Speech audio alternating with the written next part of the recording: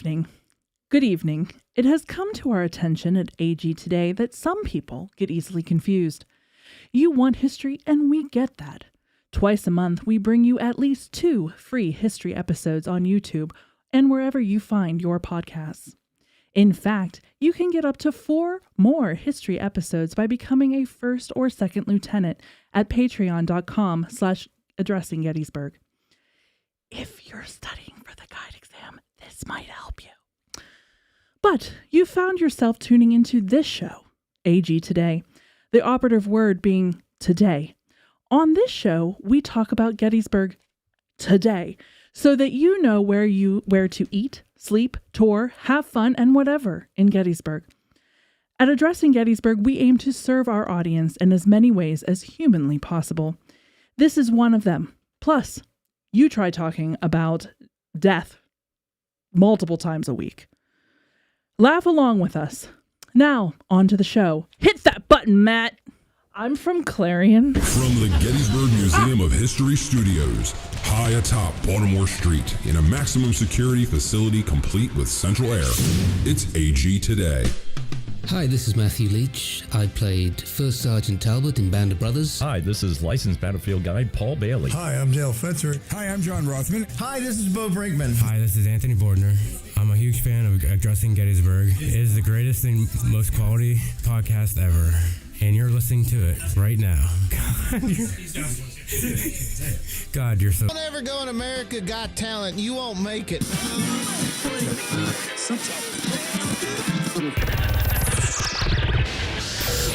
Bullshit.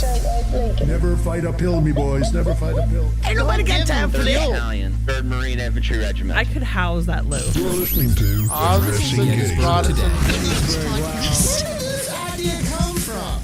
That's right. Hey, what happened? Don't you fret me, you little son of a bitch. This is just an education guess. So, now this is just a hypothesis. My truck's there sitting. Yeah, hypothesis.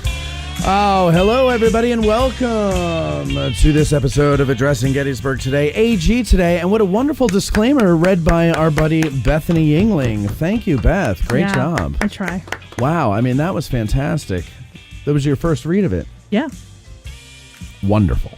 I'm telling you, I've known how to read for, like 30 years. Yeah, it's obvious. Yeah. It's obvious. Yeah. You're no scamp when it comes to scamp. Is that the word I'm looking for? Slouch. Thank you. Mm-hmm. Thank you. You're no slouch when it comes to reading. What's a scamp?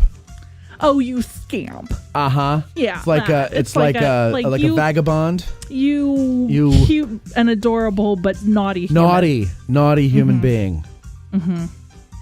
You're a scamp. Augustus McCrae. My mom loves the word scamp. Does she? She calls people that all the time. You're such a scamp. Well, she would love Lonesome Dove because Diane Lane's character calls Robert Duvall's character a scamp. And he was being cute and adorable but naughty. Yeah. He was trying to, I feel like there's a lot of this with it. Yeah. That's scampy. Mm-hmm. Shrimp scampi is naughty because it's shrimp, but you got the garlic and the butter. It's naughty. You shouldn't be doing that. Well, that's a stretch, but okay. Yeah, well, I'm just saying. I think that's where it comes from. I'm pretty sure not, but or okay. Or the scampy region of Italy. All those European countries, including Italian. Let me tell you, I've been looking at houses all week long. I'll give you a slight update. Yeah, nobody's updating me, and I'm kind of mad. Well, here's what it is, okay? Very simply. It has nothing to do with me? Yeah, I know. It has nothing to do with you, so go pound sand. No. Here's what happened. Well, I'm not going to tell you the whole story. I'm going to wait for Cindy to come in during the news, but I'll tease it. And what the tease is this. That appraisal nonsense ruined the whole thing. Oh, no. Yes. And now there's potential drama, which I might not get into on this week's show. I'm going to see what happens by next week with when the we drama. Go out for dinner later, you'll have I'll tell you everything at dinner. I know. Yeah. Okay. It's I moved here to get away from New Jersey, but New Jersey comes out in me at certain times. There's certain things that people do. That really makes my Jersey come out. I've noticed. And my instinct is to get a bat and find the knees. A bat? Yeah. But I don't do it because I don't want that life. And Mama Calorie didn't raise that kind of boy. She did not. No, that is in the water, you see. No mama raises her Jersey boy to be that way. Yet we all have it in us. It's in the water. It's literally in the water. Yeah, they call it fluoride, but they didn't give us fluoride. They gave us bat juice. I like it. Yeah. I like it. Mobster juice. I don't know. I feel like every location has something that they're known for, and I don't know why Jersey got. Well, I do know why Jersey got that reputation. The mafia. But everybody I know from Jersey always says, the Jersey comes out in me. And they're never meaning the lovable parts of my nature. Because they're always meaning that's the act. The lovable parts of our nature. That's the act. Yeah, we're trying to keep Jersey down. Yeah, the Jersey devil in all of us is like it's like a crazy. It's like no, get down. That comes out. Yeah, get down, Jersey devil. And I worry that's not the chupacabra. No, that's a different. No, that chupacabra's down in the Latin countries. All right, I just love the word chupacabra. It's a great word. Anyway, in New Jersey, we call the Jersey Devil Melvin. So it's not even Melvin. Melvin? Yeah, that's his name, Melvin. The Jersey Devil. Okay. Look it up on Wikipedia. I'm not going to. Good, it'd be a waste of your time. I know, it'd be a waste of my time. Yeah. And my time is precious. It really is. Okay. Yes. And so is the audience's. So what were you saying? Nothing important. Oh, okay. So that's a whole thing. So I've been looking at houses now. Look, I'm always the guy who's like 3 or 4 steps ahead in my mind, right? So which is why I get nothing done. And so when all this trouble with the appraisal started happening, I said we better start looking elsewhere because I have a feeling that this is going to ruin it all. Yeah. So we started like what happened? There was a bug in my headset. It just crawled in my ear. That's nonsense. Let me see. No. Let me see. It's out now. Well, where is it? Is it in your brain now? It's eating into your brain? No, sorry. Are you all right? It's crawling in my ear. Are you okay? I could hear it going. Ew. What kind of bug? No. I don't know. The old headphone bugs. Okay, no, mine's okay. Okay. Yours all right, Mike? I'm good, yeah. All right, Mike Lentz is sitting here with us now with his headphone bugs. Anyway, so we'll talk about it later. It's my own gnats. Yeah. Exactly. I don't have gnats. So I want to tell everybody, all of our Illinois listeners, I got an event here for you that you just might be interested in, and it's one of our patrons, actually, Sharon. She came to town and asked me if we could do a thing promoting this, and we recorded a little promo of her talking about it. I haven't had a chance to edit it yet because of all the house hunting, but I am going to eventually put it out there.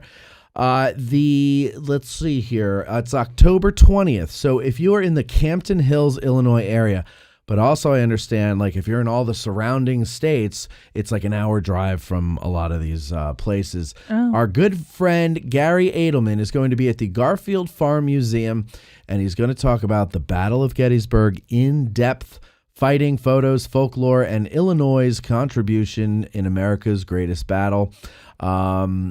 He is energetic and entertaining. Did you know that? I have been true. around. It's true. He is. He's also a licensed battlefield guide here. So special features: 8th Illinois Cavalry reenactors, live Civil War era music by Last Night's Fun, and Sharon is quite an accomplished violinist, and she will be doing a rendition of a show. Sharon who? Is it a Sharon I know? Sorry, I didn't mean to call you out. I have her Sharon, name here. He's really bad with names. It's not just you. I know a name, but I've never spoken it before. So it's Polifrone. She said just the way it's spelled. So there it is, Polifrone. Anyway, so she plays violin beautifully. She's made a living doing it, so she might, be all modest and everything. Yeah. She is good. Of course she's good. And so she'll do a Shokin farewell there. If you want to get tickets, tickets are $95. They're available at www.garfieldfarm.org. Or you can send them an email, info@garfieldfarm.org, or call them 584-8485. That's 630-584-8485. I know I don't normally do a break there, but I got a lot of things to promote today, so I just made a new spot there. Okay? That was nice. It was a little thing I did there for Sharon. But that promo where we talk in more depth about it will be out soon, and you'll be hearing about it in case you forget over the next few weeks. So what else, Mike? What's new with you? How's the job going? It's going great. Yeah. Yep. We're just starting into the apple season. So, yeah. Did you, by the way, so last week's show. Of course. Let me find it here. Oh, no. Oh, Grant? Nobody ever listens back. No. I forgot where I put it now. Let me just get into it here. But last week's show, you might recall, if you made it all the way to the end, you might recall this moment here, and here it is. And disappointing. Now, by the way, this is the microphone in the back room, so that's why you hear us coming in on the speakers. Okay, so just so you know, this is the microphone in the back room. Here it is. And disappointing for people who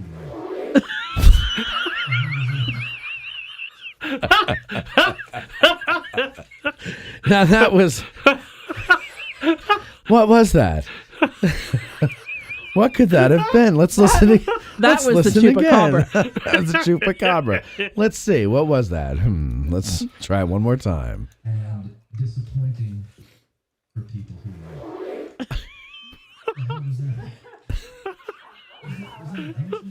That was Debbie Zipper. It's industrial grade.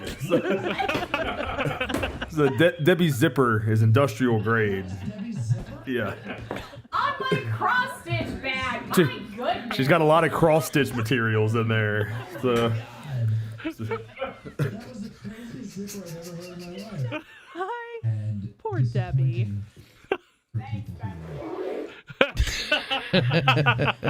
It was a crazy noise when you weren't expecting it. I know. It sounded like that moment in a horror movie when the monster when the spine is gets ripped out of the person. No, I was or like something. when the monster is out in the trees and is making its call. It's monster noises. Yeah. Oh man, I was like, yeah, that would haunt me. Right. No. Yeah, it's scary. Yeah, that was a scary. And I was noise. scared. I thought everybody was getting eviscerated back there. I didn't know what was going on. My friends are back there. I think there's some kind of monster. The best part of it. I know, listen. Yeah. The best part of it was Matt's face when it happened. Because you were talking and you went. And there's a long well, listen, you can hear disappointing for people who the hell was that? I don't know why. Every time somebody goes, the hell was that? It always cracked me up as a kid. The hell was that? They don't even say what. They just go, the hell was that? But yeah. So Debbie, are you recovered from the embarrassment of your zipper fiasco? Your handbag malfunction? Good, thanks. You're good? Oh, look at her on the floor cross-stitching. You're just Oh, look at yours. Can't hide now. So you're actually cross-stitching there. Look how cute she is. Oh, that's funny. What are you making, Deb? Can you show the camera what your maybe people would want to buy it? Hold on. All right. She's attached. Oh. And disappointing. All right. For people who That is what I'm working on. Okay, what is it? It's going to be a wedding cross stitch. It's for friends. Oh, those are nice. Oh, okay. So you got a friend who's getting married, and you're making them a nice little thing. Correct. Oh, that's very nice of you. Thank you. I had a friend do that for me when Mark and I got married, and they are really nice to have because it's homemade. It's cross stitches. Well, but it's like personal. It's made for you. Absolutely. Oh, It has your yeah. name on it. It's a little Sure. more effort into it. Yeah. Exactly. I gave my As best opposed friend to- a framed painting I did for him. It's collecting mold in his garage. I love the painting that you did Yeah. for me. Well, actually, you did. And then I said, by the way, I want this. Yeah, and I gave it to you. And then you gave it to me. So this is how I get gifts. Yeah. I go, I'm taking this. Sorry. That's how I go to the grocery store, too. I just go through there. Well, whatever. I'm taking this. Oreos in the bag. Oh, is that, and how's that working out for you? I mean, really well. I've only been stopped a couple times. Yeah. So there's a new No one takes me seriously at all. 'Cause they all know that I'm the most rule-following pansy human in the face of the planet. You are. You're kind of boring. You wouldn't No. shoplift or do No. anything like that. No, I'm Yeah. too worried about I follow the rules. Yeah. And I was there's- telling Cindy, should I tell them my pot story? Your what? My pot story. What's Did I that? tell you this? Are you talking like marijuana? Yeah, or- marijuana. Oh, I don't know if we could talk about that on this show. Well, it's dumb, so. Okay. Go ahead. So As long as I'm it's not dumb. smoking it. So I had never seen it before in real life. Oh, don't tell me you were making Italian sauce. And No. you thought it was I was oregano. at the grocery store. Uh-huh. And somebody. I know this story. Yeah. Okay, go so ahead. somebody was in front of me in line, and he pulled the money. I told you this. They pulled Yeah. the money out of the pocket, and a bag fell on the floor, but all I saw was green. Okay. So I leaned down. I thought it was money. So I leaned down. I picked it up, and I went, "Sir, you forgot this!" And he ran out of the place as fast as humanly Couldn't get possible. out And I'm fast like looking at him, I'm like, "Dude, you just left your money here." And I looked down, and I'm like, Yeah. and I'm like, is this what I think it is? And the cashier's like, yeah. And I'm like, what do I do now? My fingerprints are on this. My fingerprint. And that's the only time I've honest to God ever seen marijuana in my life. So that I did. I remember that part about the fingerprints. That's funny. Yeah. That's funny. Yeah, No, because I was worried. Oh, God. Well, Rule listen. follower. There's also, we have, of course, Debbie's Zipper, which we all know and love.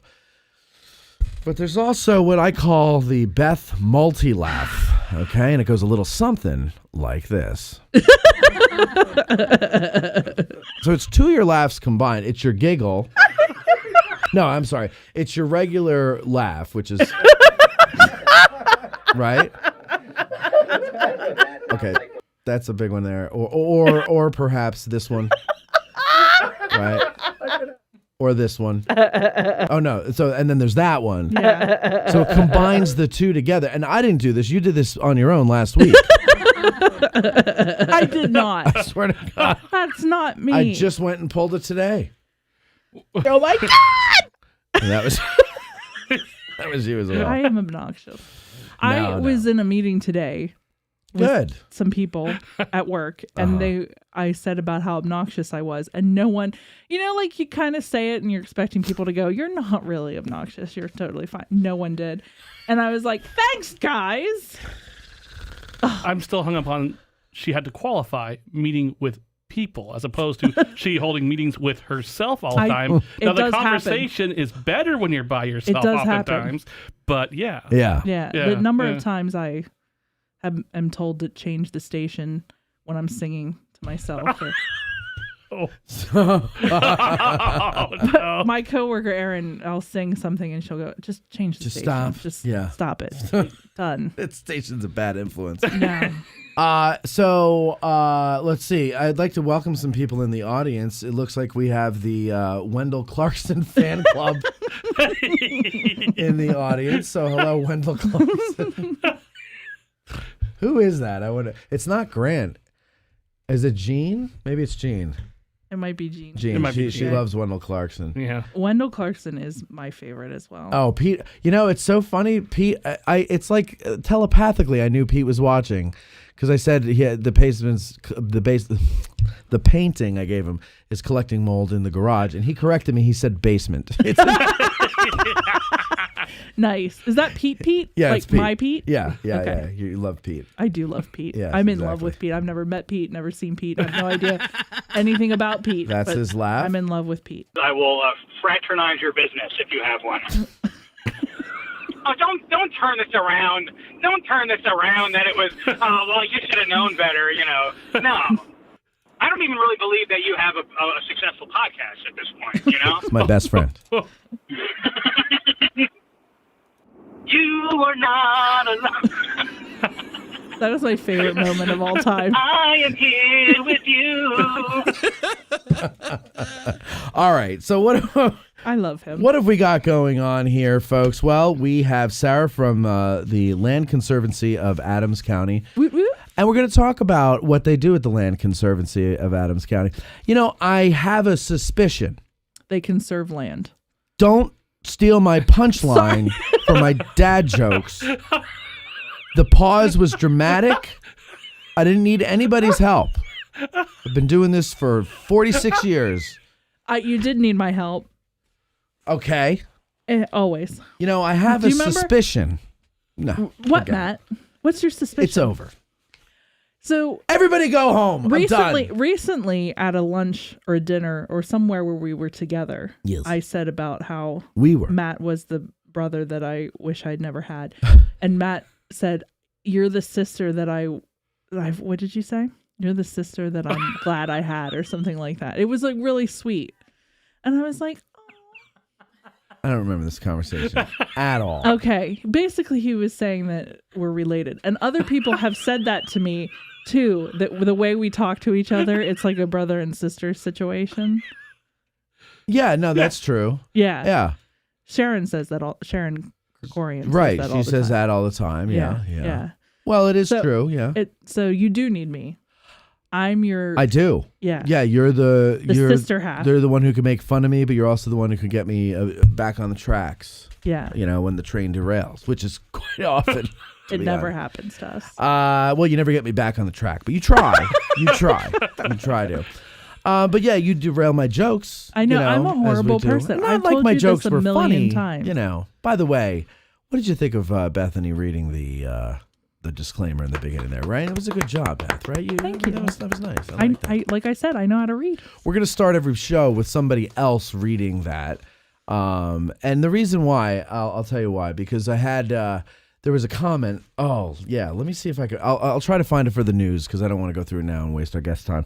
But there was a comment that somebody put last week, which is so funny because last week was the first time I opened the show by telling you right away what we're getting to in this episode. Yeah. Okay? Yeah.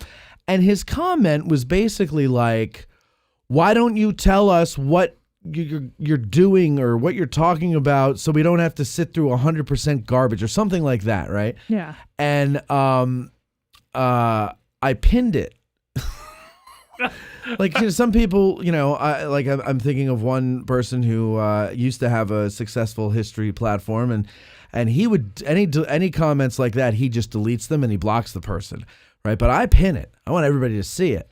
Mm-hmm. And then I responded. I forgot what I responded, so I'll find it and then I'll do all that stuff. It's fun. It's fun to hear these people. And then there was somebody else who told me, he's like, I don't listen to your show anymore because all you talk about is your dog and your back and Bethany's kid. And I was like, what are you talking about? He's like, well, why aren't you talking history? And I go, we do talk history. Let's see, there's 6 shows a month that do history. Yeah. 2 free, 4 on Patreon. Yeah. And he was a patron. And I say, what you're talking about is our weekly show that helps me stay sane because I'm sick of talking about death and destruction. So it'll be okay. Clearly, other people don't understand that. And also people have a real hard time mixing. Like, they hear Gettysburg, it has to be, you know, just nerdiness. And there's no, but we have fun in Gettysburg. Gettysburg's a fun place to live. And lots of quirky people around here that make it fun and interesting. Mm-hmm. As long as you're nice to everybody, they're nice to you, and you can have fun and have an interesting time. So this is your chance. And I love it here. And I wanted to do this show for several reasons. One of them is to show you what is so great about living here, all the great people that are here, and also, to stay sane and have a little fun and let off a little steam. And so we're going to be very sarcastic, and we're going to take the opportunity to read those disclaimers at the beginning of every show. I think it's important for people to understand the fact that you do need that outlet. Yeah, I don't Because think they really get when I when say you're full doing time, it- this is my full time Yeah. job. And honestly, if Cindy wasn't in my life, it would be like it was before she was in my life, which is constant. Yeah. All day, all night, pass out. No weekends. Everybody's like, "Oh, what are you doing this weekend?" I'm like, "What's a weekend?" So I'm only starting to turn into a normal person now, solely because of Cindy. Oh, 100%. She forces me to. She yells at me so much if I don't. She makes you act like a normal human. That is 100%. Exactly 100%. Right. And now, of course, I'm very behind on work, but that's because I'm used to working incessantly, and I didn't pay attention to that other stuff. But yeah, you got to stay sane. And warfare is not a fun subject. No. And if you do have fun reading about it or learning about it, Living, breathing, doing it all the time. you start to realize, and I you're right, because I was one of these people who I saw the movie version of everything that I would be reading, a history book, but in my head I'm picturing a movie, and if it was about something that they've made a movie about, I'm picturing what I saw in the movie, right? And you divorce yourself from the fact that these are real people that you're talking about, and that is a real leg flying through the air. Yep. And and that guy probably dead, but if he survives that, he's gonna have a real hell of a time for the rest of his life, however long that's going to be. It's horrifying. And not only do you record the shows, you have to go back and edit Then I the gotta shows. edit them. And so you're spending so much time with death and destruction. Yeah. You need to have that release valve. Exactly. And not we're only that, funny. well, We're super funny. well, when people don't step on your punchlines, yeah. But not only that though. But here's the other thing. I love the people that hate, and do the hate comments, because you can't hate me more than I hate myself. No. Listen to what I'm saying. Because I have to listen to this stupid voice constantly. I'm sick of it. And when you say, man, whatever, I'm with you. Oh, believe me, I'm with you. Hey, no, you and I are going to make a pact with each other right now. You and I must You yelled at me make a last week pact. about being down on myself at the end of the show when we went out for dinner later. No. You did. You said you were mad at me. So you and I are not allowed to talk bad about First each of other. all, we can make say fun of these each other, things- but we can't talk bad about ourselves. No, that's going to be a very boring show. We can't do that. Pinky swear. No, I'm not going to pinky swear. Because first of all, what I'm saying, I'm not saying I'm worthless and need to die. I'm saying I'm sick of hearing my voice. There's a big difference. And you would be too if you had to listen to yourself all the time. I do listen to myself all the time. No, you don't. I do. How often do you listen to the show back? Never. Thank you. Remember, Never. I talk to myself all the time. Pinky swear. I'm not pinky swearing about that, because we can't leave that off the table for the show. In private, it's bad. On the show, it's shtick. You understand? Okay. She'll get it someday. Right? You get it, Mike, right? Yeah. Self-deprecating humor is always Self-deprecating Well, then humor. you can't yell at me when I do it. Well, you really are hard on yourself. Okay? We'll be right back, ladies and gentlemen. Been craving a Hot Pocket or a bag of popcorn? Now's the time to go and get it. We'll be right back.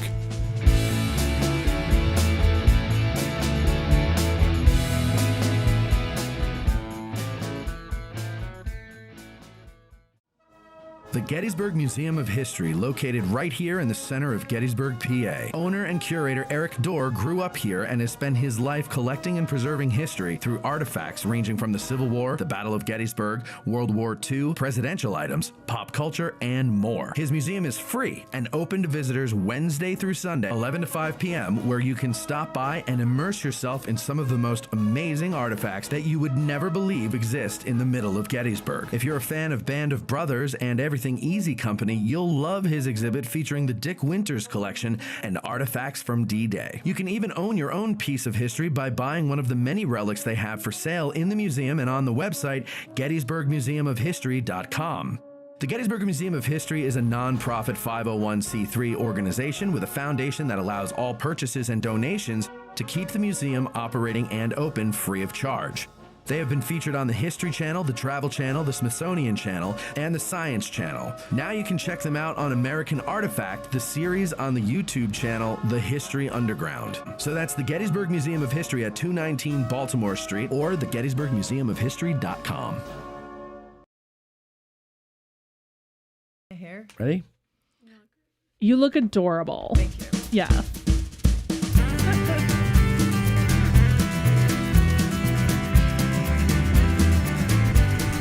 Gettysburg's first and premier podcast about living in and visiting Gettysburg has returned from that long commercial break. Thanks for sticking around. Here's Matt. You know, the beautiful thing is, like, there's no Nielsen rating type of thing for Gettysburg podcasts or anything like that I'm aware of. So you can say that you're the first and premier podcast about something. And Well, I think you are. Well, about living in Gettysburg today, yes. I don't know if that's true or not. Definitely the most listened to. But I don't know about I first. think you're the first. I think there's some smaller ones out there that have like 25 listeners a year. But I mean, technically, first one people really listen to. All right. And so we are going to welcome Sarah Kipp from the Land Conservancy of Adams County. She is the conservation director. She's been with the Land Conservancy for 15 years. You got to put that mic to your mouth there, Sarah. Like it's this? not going to follow you. Yeah. And she's a resident of Gettysburg. She volunteers on a lot of things. She must be independently wealthy, because who has the time to volunteer? Listen to that. Gettysburg Borough Planning Commission, Healthy Adams County Bicycle Pedestrian. That's also called Happy. It's hard to...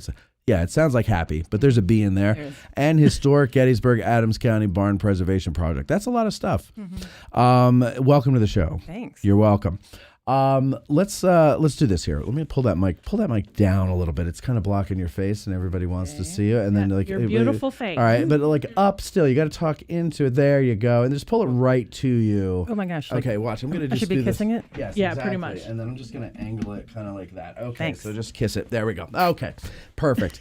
And sitting there, you might recognize our friend Elizabeth. She first time she was on the show, she came in dead last in a trivia game at the seminary, and she holds that record. But by the way, Elizabeth, have you been on the Oak Ridge Tower lately? Because I saw you the other day with white paint on your hands. You were that person? I heard about her. OMG. Elizabeth, that's not cool. No, Elizabeth did not do that, ladies and gentlemen. I'm just kidding. All right, so anyway. So, Sarah, what does the Land Conservancy do? I have an idea what it might do, but I want you to tell me. I thought I got to quiz Liz to see if she could answer this question. Oh, that'd be great. Okay, go ahead. Just kidding. So wait, now, what are you doing here, Liz? What do you have to do with this? Why are you connected? I'm going to steal the mic. Okay, I was the intern through the Civil War funded internship program at Gettysburg College. So I worked with Sarah all summer and had the chance to, see some properties and learn some stuff. What did you learn? Oh gosh. Okay, I learned all about Land Conservancy is what we're going to do in a few minutes.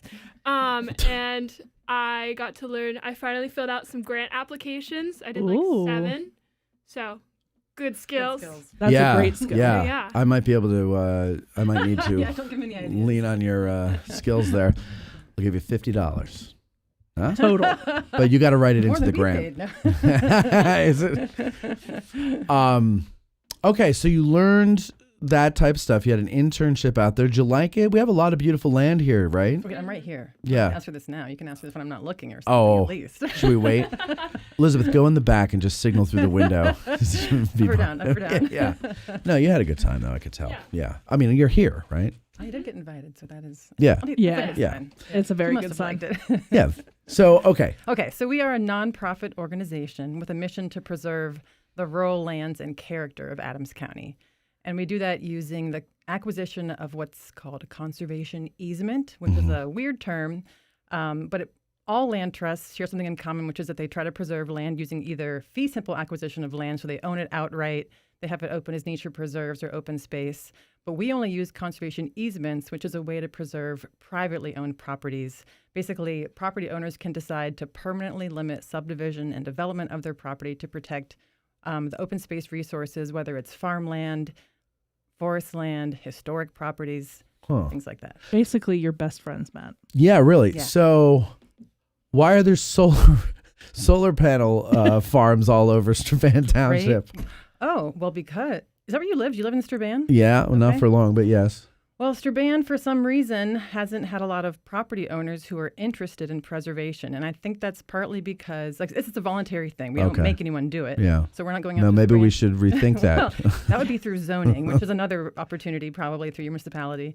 So the reason is it's hard to say, but it's because I think people in Strabane Township may see other opportunities to get revenue from their property, whether it's development for commercial purposes, residential purposes like Amblebrook, or solar panels. I mean, obviously it's money, and that's why you get a lot of land if you're going to, well, then maybe not. Maybe you inherit it and it's hard to keep it up. And so you got to do something with it. And it's just a shame. It's just a shame. It has bothered him for quite a while. Yeah. It is ugly as all get out. And we don't even get the benefits of it here. Well, that's right. I mean, it's not. Well, I'm not a person who knows a lot about energy, but it goes to the grid. It's not going directly to us. Right. So it's like we have to look at these ugly things. Only 1 or 2 people are making money off of it locally, and the energy is going to Philadelphia or something. It's not even going to Amblebrook. No, that would make sense. Not, right. Right, but it's not. It's going far away. Right. And I think the other issue there is that I think in Adams County we didn't get ahead of it. We didn't see it coming, so municipalities didn't do zoning that would have said you have to have it set back a certain number of feet, or screened it with vegetation, or done things to, or put it, Just put some evergreens not up. had it. The thing is, Strabane in lots of townships, they said anywhere in the agricultural zone, which is a lot of those townships. Yeah. So and I think now they have adopted a different overlay ordinance to narrow where it can be. It's a little too late. It's too late, yeah. But that's what they should have done years ago. So have the other municipalities in the area seen that and said, oh, we got to stop this? So they've been passing ordinances? I think Cumberland Township has now done that. Oh, phew. Yeah, so it's happening other places. But Cumberland Township's prettier anyway. It's a lot of the battlefield is there. So. Well, I know, but I mean, and then and beyond that, west of that, it's just Hamilton Band. Like it's just so beautiful out that way, for sure. But okay, so good. I'm glad to hear that. So maybe this is the worst it's going to be is Strabane. Oh, I wouldn't say. I don't know about that. I mean, there's some more proposals in Strabane that are trying to get in before that overlay takes place. I'm sure you've heard about things near the high school. Maybe not. Don't read the paper. No, I don't. Anyways. The paper? Yeah. Well, there are a couple more proposals I know that haven't been built yet that are trying to get approved. So I think there are some more things down the road. But still along the old Harrisburg Road? Mm-hmm.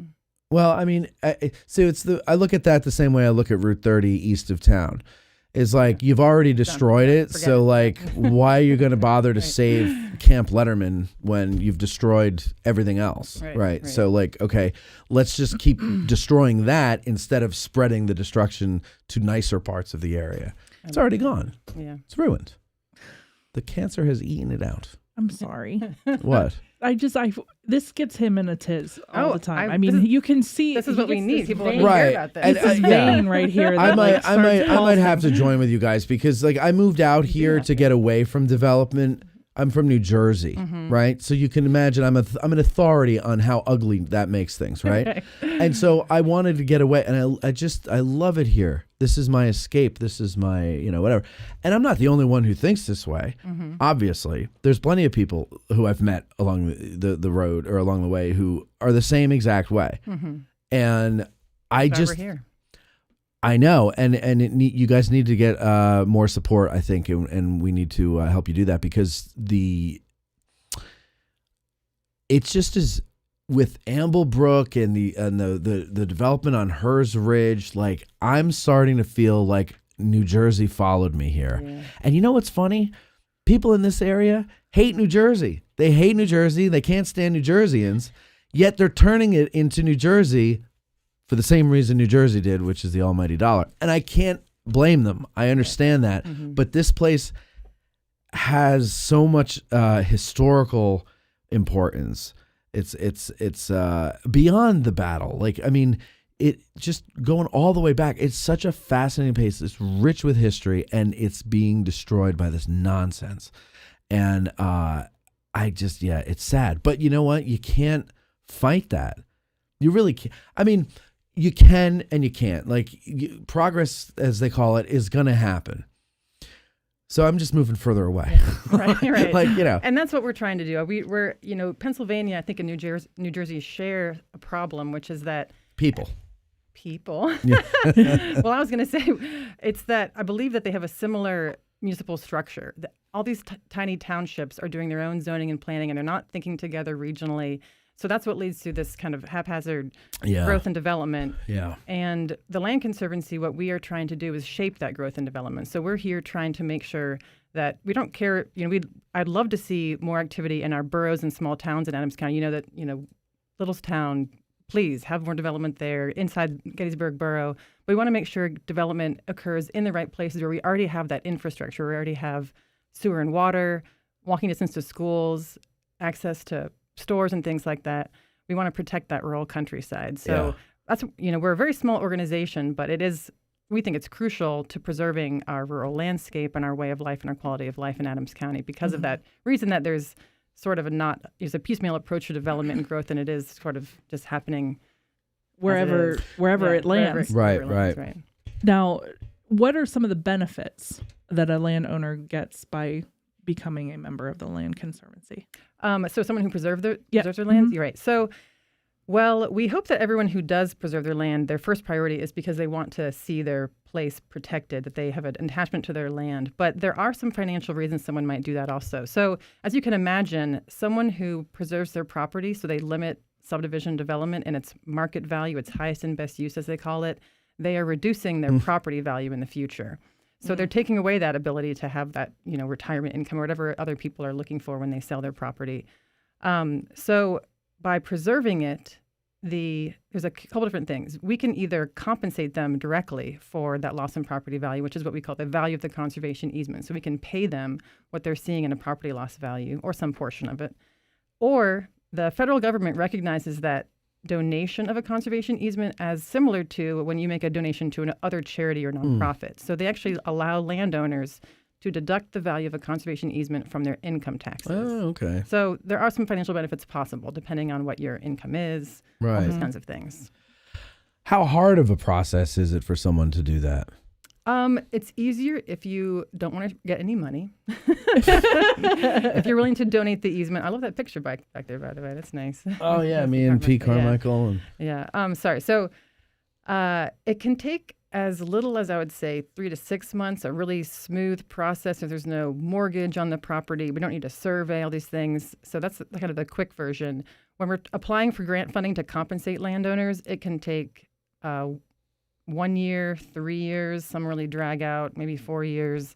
So it depends on whether or not we're applying for funding, if there's any hiccups with the title search, things like that. But you're there to help them. Yes, it's not like that's my job. Yeah. It's not like yes, exactly. Yeah, and I think that's what scares a lot of people when they hear these big words like easement, all that kind of stuff. Is that they think, well, once it happens, I don't know what to do next. Right. That's one of the things that makes organizations like yours so exciting and crucial, is that you help them with that process. They're not just out there flailing.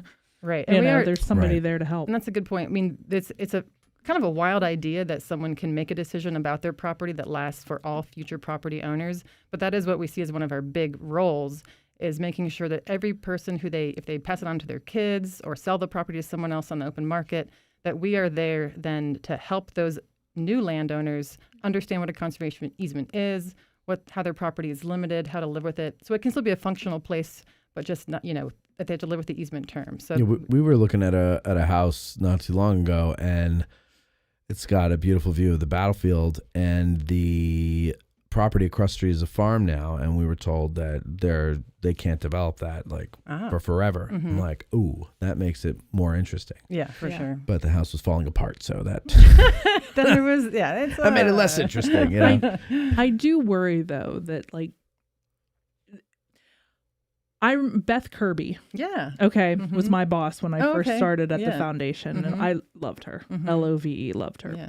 But she definitely, she would talk about this, and I remember the first time she brought it up that she worked with you guys and stuff I was like, I have no clue what you are talking about. Yeah. In Western PA, this is not a thing. Okay. Right. Nobody wants to build out there, so we don't have to worry about it. Right.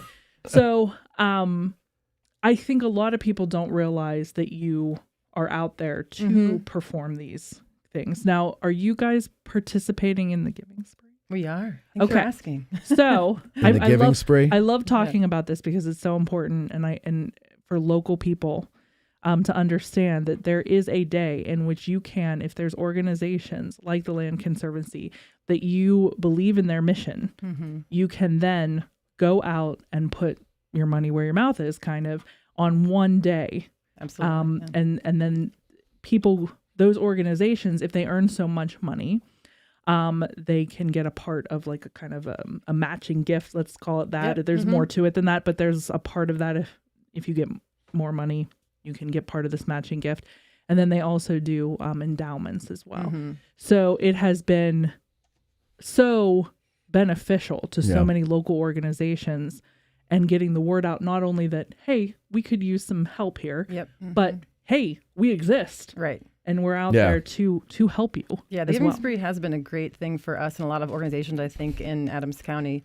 And our board in the last 3 years, I believe, has designated all the funds we get, those Today funds they call them. So like you said, you can either donate to our endowment, which is a long-term thing, or our Today funds.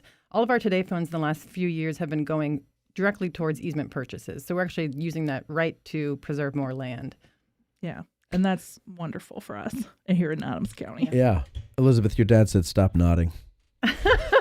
I was thinking, like, are my hands in the room? Stop nodding. I'm a big nodder, too. Go, you nod away. Go ahead, nod. Not all you want.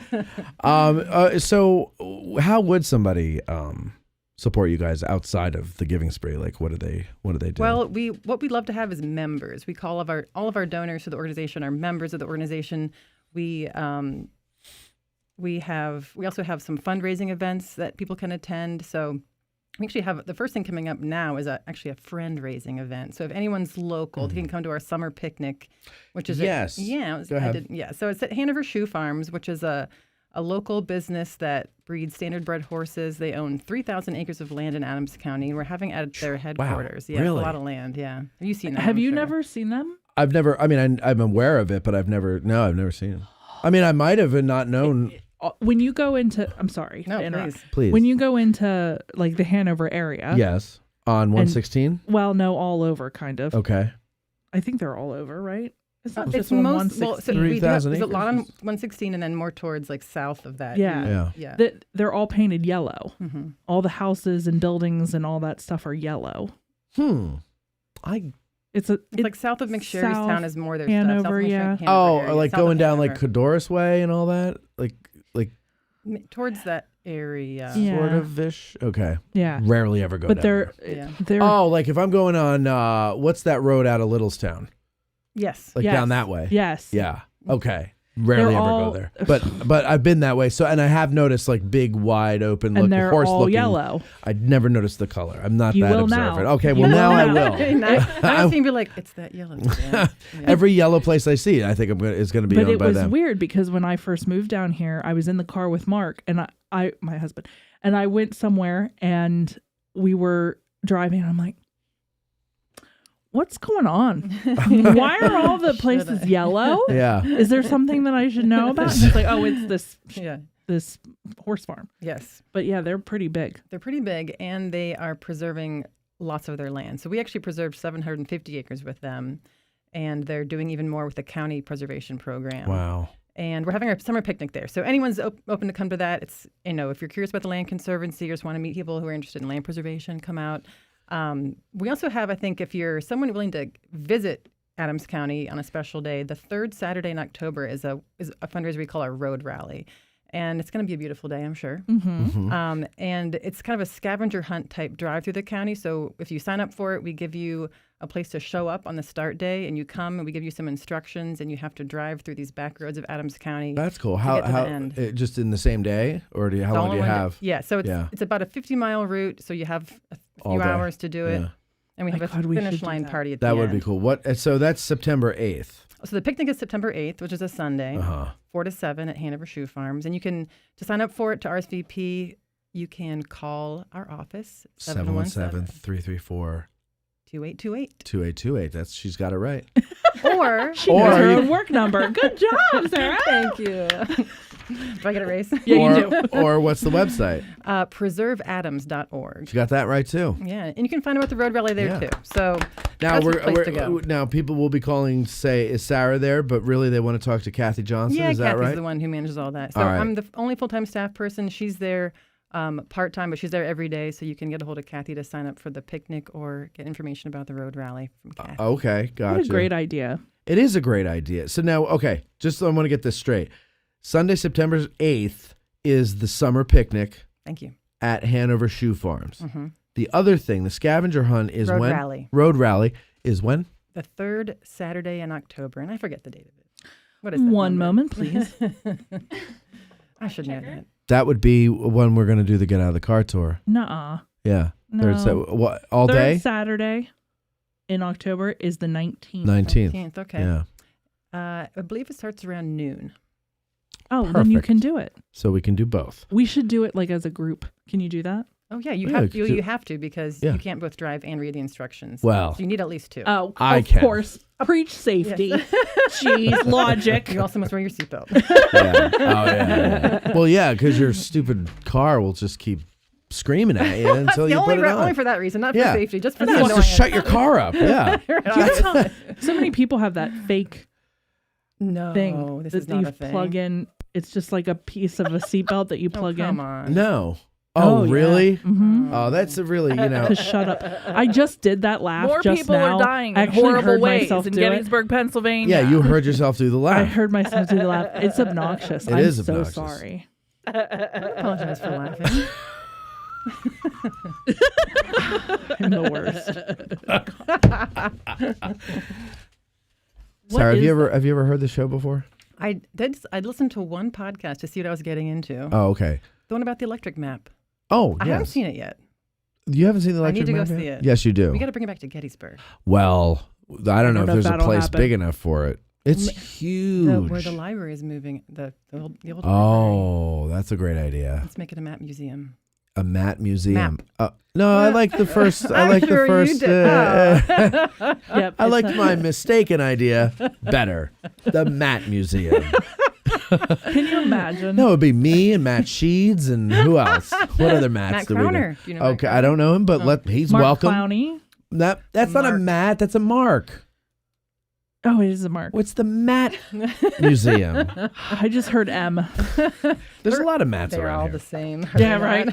I married a Mark. Okay. Isn't that true though? Like, like some personalities go with names, which is interesting because you're usually named before your personality develops. Like every Matt I know is kind of a little off, right? True. Yeah. I worry because people at the foundation know me as Bethany. I never in my life went by Bethany, and ever until I worked with Beth, and she was there before I was, and so I went by Bethany, so she didn't have to change. And now it's a thing. Well, now when you My name is Sarah. You mean yes, but do you People know don't what call you Sarah Sarah? means? Pardon? Sarah means princess. I did know that. Can't you tell? I think that's cute. Bethany means house of figs. Oh, Well, that that makes is sense. way better. Though. Yeah. Sounds delicious. You know. Delish. Anybody in the back have any questions for Sarah or Elizabeth, who apparently is an authority all of a more sudden? quiz for Liz, please. She can't win a trivia contest, but she knows everything about Land Conservancy. Go ahead. Anybody in the back? Hello? Hello? Hello? You got... Look. What a crew.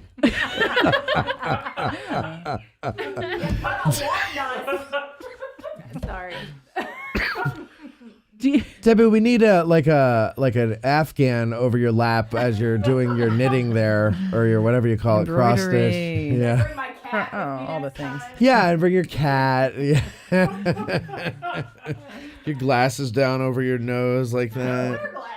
We'll get you some glasses. Here. I do have questions. Okay, go ahead. How long has the Land Conservancy been around? Since 1995. Wow, that's a lot longer than I thought. That's not as long as I thought. Yeah. See, I thought it would have been around longer than that. So people only started caring about Land Conservancy in 1995. Well, no. Oh, Elizabeth knows something. Go ahead, Eliz. Eliz. Yeah, Liz. That's my name, right? That's I on had this to show. read like a 300-page book about this. Really? For my internship. Isn't it funny? Like at certain ages, you actually like care how many pages are in a book, whereas like you hit a certain, and then you hit like 40, and you're like, I read a book, and it was great. Go ahead. This was a pride moment. 300 pages in the middle of summer for an academic book was a lot for me, okay? I had other books I was reading too. No. Twilight. Love you. Twilight. Go ahead. Anyways, so land conservancy started popping up in the late 1800s, but there was a big boom in the 90s, which is when all of these... 1990s. Yes, Okay. 1990s. Sorry. Yeah. I forget this is a Civil War podcast. Right. So 90s Right. automatically. You have to. Right. Right. Sorry. So a lot of them started popping up in the late 80s and 90s, and that's where a lot, you get a subtle growth, and then all of a sudden there's like a big boom. So it was in the 80s and 90s, I think people started realizing, hey, we're kind of like destroying everything that's nice about this country. So let's start protecting it. Right? Is that kind of what it was? I think so. Yeah. Well, I'm glad that we have that here in Adams County, because really Adams County is a gorgeous, gorgeous area of the country. There's a lot of gorgeous areas in this country. I'm not going to lie to you, but this is one of the gorgeousest. And let me tell you, when you mix the history of it, it feels like home, but only a certain swath of it feels like home to me. It's weird. York Road, is that what you were saying? Huh? Mr. Man Township? No, not York Road. No, really, honestly, not much east of town. Very little south of town. Hardly anything north of town. It's all west of town is where it Apple feels. orchards. Oh fruit my God, belt. we were out there. So pretty. I don't want to give you the whole boring story, but we were going to buy a house in Orangeville, right? Oh, yeah. Yeah, and so we went out there the other day, and just a few miles down the road is, what's the name of that place, Cindy, that we ate at with Chris? Well, Bethany will tell you because there's an event there that she has. What is it? The tractor. The One tractor, moment, please. the brewery, the Happy Tractor Brewery, or Happy. Are you talking the Round about Barn. Thirsty Farmer? Yeah, Thirsty Farmer. Thank you very much. The Happy Thirsty Farmer at the Round Barn, and we went there. The food was delicious. It was a gorgeous day, which the weather's been gorgeous this past week. Amazing is actually apropos, and people always abuse that word, but this time it really works. It's amazing this weather we've been having. Anyhow, so we went there, and I said to him, the realtor that we were with, I said, this area is where I feel most at home. Like this whole little like swath of land just at the foot of the mountains, like what is that? Like Ortana outside of Fairfield, that whole little thing, the valley floor there. It's just, I don't know what it is, but it's just gorgeous. Yeah, Franklin Township. And a Yes. lot of that's preserved. So the Round Barn, the farmland around the Round Barn is preserved through the county's preservation program. We have the next farm over, which is Hauser Event Center. Yes. Boyer Nurseries Beautiful has place. preserved Boyer. almost Boyer's 1,000 everywhere. acres. Boyer's, yeah, They should 1,800 name the township Boyer. It's like, it seems like they own Yeah, everything. who's Franklin? Exactly. F. Franklin. Benjamin. Oh, that one. No, but what has he done for us lately? Yeah, nothing. He's dead. Dead. Shoot. I did have a land conservancy question. I got one. If you okay, go ahead.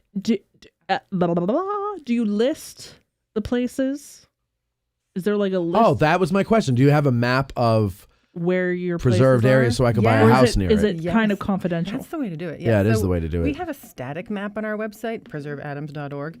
If you go to It's nice. If you go to the county's website, Adams County government's website, their planning department keeps several maps. They have like a GIS hub, and you can go to see all kinds of maps of the county. You can look at every parcel that exists and click on it and see who lives there. But they do have a map that scary. shows, yeah, kind of. But they do have a section that shows all the preserved lands in the county. So you can see Michaud, the Land Conservancy preserved properties, the county's preserved properties, state game lands, National Military Park. They show everything on there so you can see where everything is protected and pick out the ones you want. That is great. Great question. I believe the great 6 questions, Lentz, who had no questions just a moment ago, raised his hand in the back. He does have a question. Michael, what is it? Yeah, my question is this. Well, I have multiple questions. Of course you One do. of them is this. This isn't a presidential press conference. You don't have to be hostile. But what is the most significant obstacle that you face Most significant obstacle that you face. in land conservancy? Solar panels. This seems too obvious to say, but it's probably funding. Funding, yes. Yeah. Also in podcasting, that is Yeah. the one thing we find the most difficult thing to face is funding. What, would you like to be paid one day? Because I would like to pay you. Yeah. I don't expect to be paid. Well, would you like to be? That was the question. Would you like to be? I don't know. Well, I would like to pay you. Aww. Yeah. But we need, we need funding. Like right now, I'm like, I would Anyway, feel this isn't bad about taking- us. Okay, It's fine. about her. Your most significant obstacle is funding. So this is Yes. a chance to help with the giving spree. The giving spree, right. So become a member, donate to the organization however you want to. Directly through preserveadams.org. Yep, we have a donate button there somewhere on that page. Okay. But yeah, so we are such a lean organization. I think when every year we have to look at what percentage of our funding goes towards our mission, and it is like 90-something%. So really, if we had more money, we could just preserve more land. It's that simple. Yeah. Yeah. How much does it cost to preserve land? Is it different Oh my per gosh, property? It Or? ends up being a lot. Yeah, I would imagine. Per project, so we have to get a title search and title insurance, surveys, appraisals. The costs these days per project are somewhere between $10,000 and $20,000 Yeah. for the Wow. organization, and that's just for the cost of the process. Right. When we're paying someone, it's hundreds of thousands of dollars. Yeah. That's what we're trying to get grants for. It is a pain in the butt getting property. I can tell you that, and it can be heartbreaking too. So does the county not like this? Does this take it off the tax rolls or no? It does not. It does no. not. It does Okay, not. good. Nope. Okay. Right. So it's still. So it's just you can't build on it. Right. The property taxes don't change at all because we already have Clean and Green, which is a tax assessment program. So yeah, there's no change to the property taxes. Doesn't come off the tax rolls. Because I know, like with all the nonprofits, the buying up properties in Gettysburg, like that takes taxable properties off the rolls, Well, but that doesn't. That's different in with what you guys are doing. It's a Right. different process. It's a different whole Yeah. thing altogether. And you would think it would. I think that actually is maybe not totally true. I've from what I understand, the American Battlefield Trust and also sometimes the college, new properties they acquire, they're actually paying a fee in lieu of taxes. They recognize that it's a hardship to the borough. But that's So voluntarily. That is voluntarily. Yeah. Yeah. They would. Nobody shows up with guns and handcuffs Right. if they don't pay it. That's right. Right. They But you and I could- don't pay our right. property taxes. They're showing up We're with getting guns in and trouble, handcuffs. yeah. Right. They're nailing Yeah. our door shut. That's right. So it's a little different. Yeah, but actually, so the county and townships typically support preservation because they recognize that they actually benefit from it because it's actually more expensive to build houses for them because they have more children in the schools and more services to provide. So they're providing less services to open space and farmland. So municipalities often are in favor of more land being preserved in their townships. Sure. People forget about the cost of building a housing development, not just to the new owner of the property, but to municipal services. Mhm. And I remember when Dad worked at this one school district, he built a new building. And by the time they had gotten it done and done everything that they needed to do, the building was too small for the number of kids Oh, that really? they had. Oh, wow. And so he was like, pristine building, now bring in the trailers because they had to have extra room out back. Because of And the he's like- developments. and he's like, because we don't know, there was no communication between, at that point in time, the school district and these new developments. Right, and right. so they didn't know Right. when they made the plans and started building. Mhm. So people forget Mhm. that there is more to that Yes. than just building a house. Well, I hope people in our audience hear this and support you guys because I know they the ones who visit here love it here. Right. Yeah. And I don't think I'm being Chicken Little when I say like it is like I lived here from 2005 to 2010 and it was like, I mean, the cops like literally were dressed like Barney Fife. Like the cop cars were white still, it didn't look like Judge Dredd when you come through town. Then I left for 8 years and it was like completely different. You feel like you're in a totally different place. And the rural Barney Fife-ness of the whole thing the quaintness is dying. I hate to say it because I love it, but it's kind of dying. but I'm also getting older, and maybe it's just things changing. Like, I'm kind of like going into irrelevance while new people are coming up and they're different. And so maybe that's what it is. I don't know what it is, but I do know it's far more developed than it used to be. Yeah. And it's not it's funny. Like I always say, like, where are those no casino people? Like, where are they? Because they didn't want it because they were afraid of developing. A lot of them have passed away. I know. Yeah. And some are supporters like that. Yeah, we have. Yeah, well, good. But yeah, they should be, because they were really big about all that back then. A lot of them were like the first friends, like for the foundation. Yeah. Well, before the foundation existed, but a lot of them are gone. Yeah. Okay. Well, it's funny though, because I wasn't with them back then. But now I'm like, no, I'm so glad they won. Oh, yeah. Matt's going to be that guy in that one commercial. I don't remember what it was for, but it's like a parked red car, and there's an old guy walking past with a walker, and he goes, "Slow down!" And then, it's a I've parked car. Always hated those people. The slow down people. It was always embarrassing. We go walk around my neighborhood. So we go walk around my neighborhood, and some teenage punk comes around the corner. My dad would just be like, you do the hand motions, right? And then like my brother-in-law, when he had kids, I remember we were pushing my nephew around the property, or around the neighborhood, and some little teenage punk was zipping down the road, and my brother-in-law did not only the hand motions, but he went look down. Like, he actually made the sound look down. And I was like, you were like, why did you have to say it that way? No, I hated it. I was so embarrassed. I'm like, oh no, we're here. Like, this is it. You've officially never do become that person. I'm not afraid of getting run over. I'm afraid of other people getting run over, which is why I don't have kids. And I'm afraid of Mike Lentz getting run over. You have another question, or are you saying you don't want to get run over? I don't want to get run over. Yeah, okay. Matt was complaining earlier that once we put people running into buildings with cars in our theme songs, that no one has run into a building with their car lately. Yeah. That was his complaint. Well, a lot of people, because it was always interesting. Like last year, the year before, it was like every summer there's people crashing into buildings. And sure. do you ever notice that? Like, You've had that problem. Yeah. And I'm like, what is it with people that don't know how to drive around here? And I thought it was fascinating. Are you going to play the song? Well, and so did you know that the Temptations wrote a song about it? No. Yeah. A car crashed into a building. That's the 30th one this year. Wow. If they didn't put those buildings there, the road would be clear. Just driving along without a care. Next thing you know, a building is right there. No, that's Smokey. Yeah. No, it's the Temptations. Now, since I was a victim of this, I'm going to let you in on a little secret. That's AI. I was a victim, and it was heart-wrenching to me. Off topic for ballad, but I don't know. Yeah. Well, I guess that was happening in Detroit a lot in the mid-'60s. Mid-'60s. I just... Barry Gordy's like, we got to do something about all these cars crashing in the building. Boys, do a song.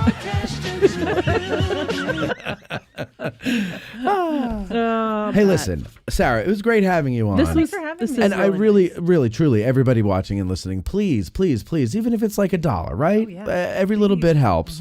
Donate that to Addressing Gettysburg. And then also... No. PreserveAdams.org is the website if you want to do it online. You can also call 717-334-2828. And if you're going to be in the area September 8th from 4 to 7 p.m. out at the Hanover Shoe Farms, which, by the way, a lot of people don't know this, that is the shoe supply that Heath was looking for. He just got the town wrong. Don't listen to him. It was Hanover Shoe I can't handle Farms. you. It's where they grow the shoes. Stop. Of course, we're talking about horseshoes, I'm assuming. No.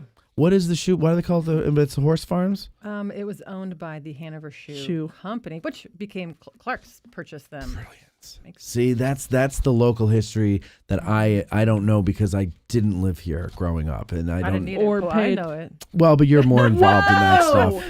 Did you Okay. see the look she just I gave saw you? it. She was playing around. She wasn't serious. I think she was. Well, but that's Hanover. Yeah, who I couldn't care less about Hanover. But you agree on that at least. I'm sorry. The Gettysburg is mine. For everybody that lives in Hanover, Matt's opinions are not those of all those people. The electric map is there. Yeah. That's true. Or It's the Gettysburg electric map, though. It's very weird because I'm literally interested in like maybe a 16 square mile area of the entire world. It's from that is from weird. Gettysburg to I Cashtown, get it. and maybe from like Fairfield up to Arnsville. I get it. That's it. I do. That's like to me. I'm That's right there that's, with you. That's heaven. Mm-hmm. I don't get it. Most people want white sand beaches. No. Just get me away from everybody in the nice quiet. That's what I want, right? Thank you. All right, let me do that again because we've had too much time since the information was given. The summer picnic is Sunday, September 8th, 4 to 7 p.m. Hanover Shoe Farms, RSVP at preserveadams.org, or you can call, and the number is 717-334-2828. And, I just hit the wrong thing there, sorry. You want to ask for Kathy, or did you have to ask for Kathy? Or no? You'll get Kathy. You'll Or get me. Kathy. Or you. Either one. Okay, there's only two of you there. Only two of us. So somebody will be picking up, and it will be either Kathy or it'll be Sarah. And if it's a guy, And if it's a guy, you got the wrong number. Right. Hello. Sorry, wrong number. That's what you got to do. Sarah, thank you very much. Elizabeth, did you set this up? Oh, okay. Well, thank you for setting this up. Well, good for you. Yeah. Thank you, Elizabeth. I see. Okay. Go get her here. Now it's making sense to me. All right. Great. Thank you very much, Sarah. Thank you so much. Please, ladies and gentlemen, donate and help preserve Adams County because we need it. I don't want to move further away. We'll be right back. Been craving a Hot Pocket or a bag of popcorn? Now's the time to go and get it. We'll be right back.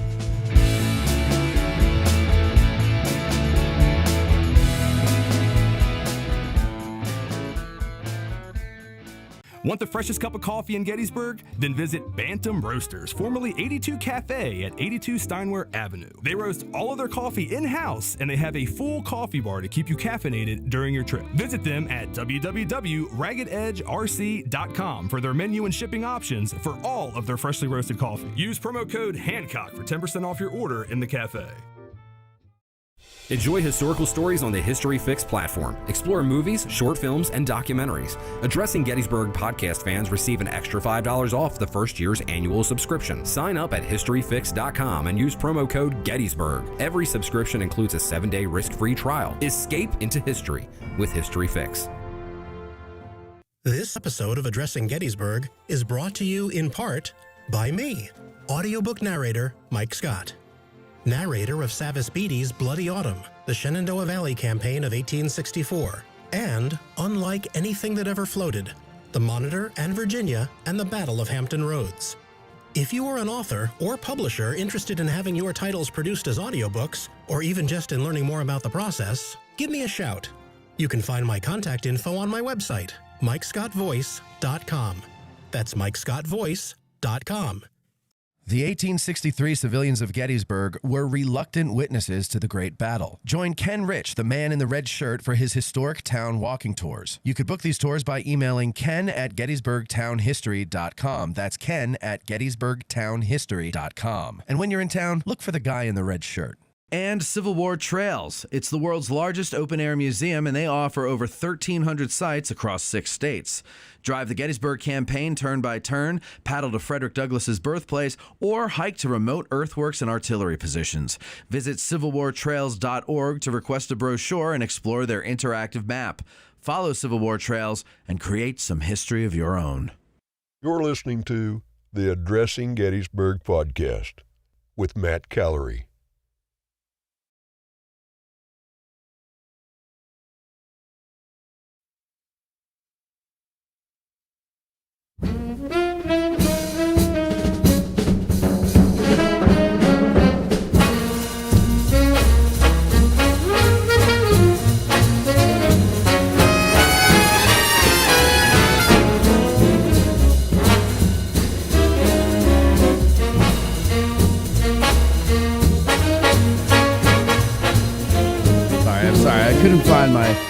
the ad I needed to read for this one here.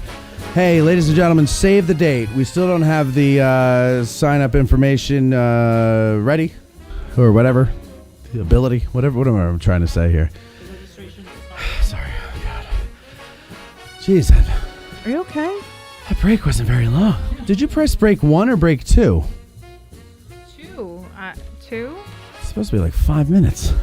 That was not 5 minutes. No, it wasn't. I went down and I tinkled and I ran up the stairs.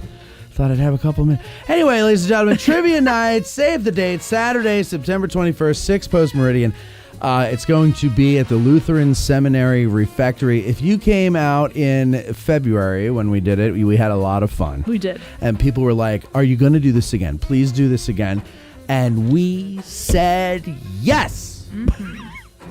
They asked us if we would. I've been watching conventions lately, and so I'm in a speech-giving mood, if you don't mind. Mm-hmm. Right? I don't know if it's the... Yeah, there we go. Oh, good Lord. Yep. Okay. They asked us if we would do it again, and we said yes. We said yes. And so we're going to do it again on September 21st at 6 p.m. Get ready to register soon. Keep the date open. Don't go away to Bermuda or wherever you're thinking of going, to the Rockies. Don't do it. Come here to Gettysburg. Join us over at the Lutheran Seminary Refectory. Teams of 6 players. Do you know 6 people? Doesn't matter. Everybody shows up. We'll figure something out. We'll make the teams. And like I said last week, if we have any people left over, out back and get shot. So keep listening to AG today for registration details, and that is it. Save that date or else you will miss it and you will not be cool, and everybody wants to be cool nowadays, right? And that's what it is. We'll be right back. Oh, sorry, I meant to do this. When you're dragging ass out of bed, the hair's mussed up on your head. You picture the 20th Maine, and you're happy once again. Fight the battle against being slow with Little Ground Top Row. Oh, man. You know, we are so excited to be partnered up with Bantam Roasters, the greatest roasters ever. Mm-hmm. And we are excited to, we're excited about our brand new brand, which is, of course, Little Ground Top, the greatest coffee ever made. By the way, would you like to hear an email from a listener about what he does with his Little Ground Top?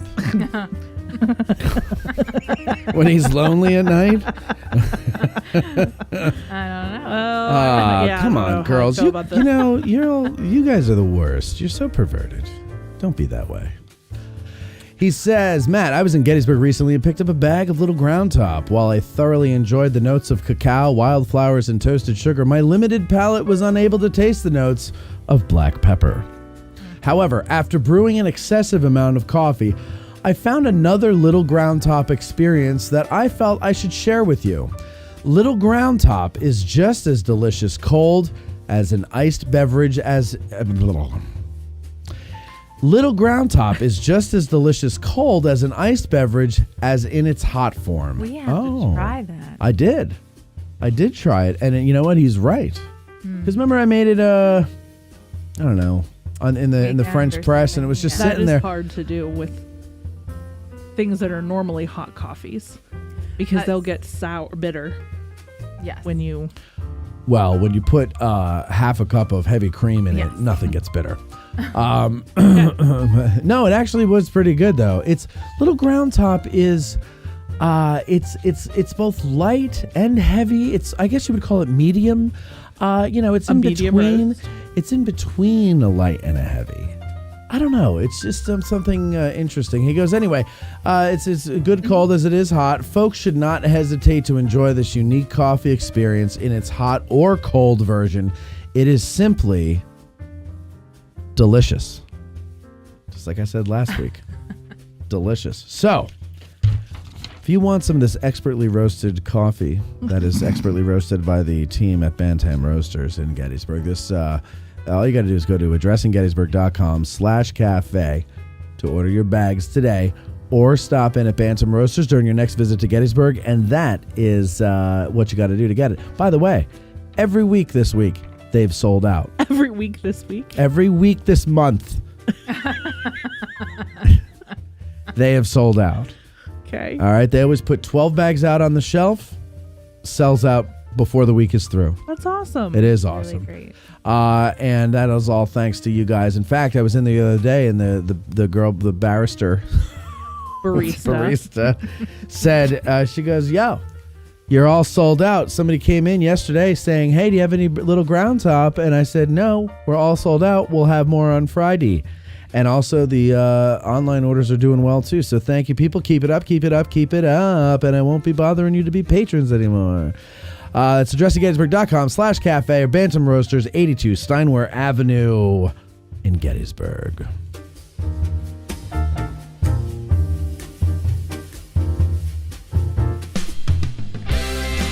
Hey, the studio line costs us money, so use it. Call 717-420-1978 to join the discussion, ask a question, or whatever. Just stop us from wasting money on the damn phone line. Oh, we're back. Thank you, Quavos. Thank you. Well, that really threw me off that break was so short. I think I'm going to have to get the phone lines up while you guys are talking. But Cindy, so let's update everybody on the debacle that is the house. Like I kind of was talking before, the appraisal. That was the problem. And now, what was the issue with the appraisal?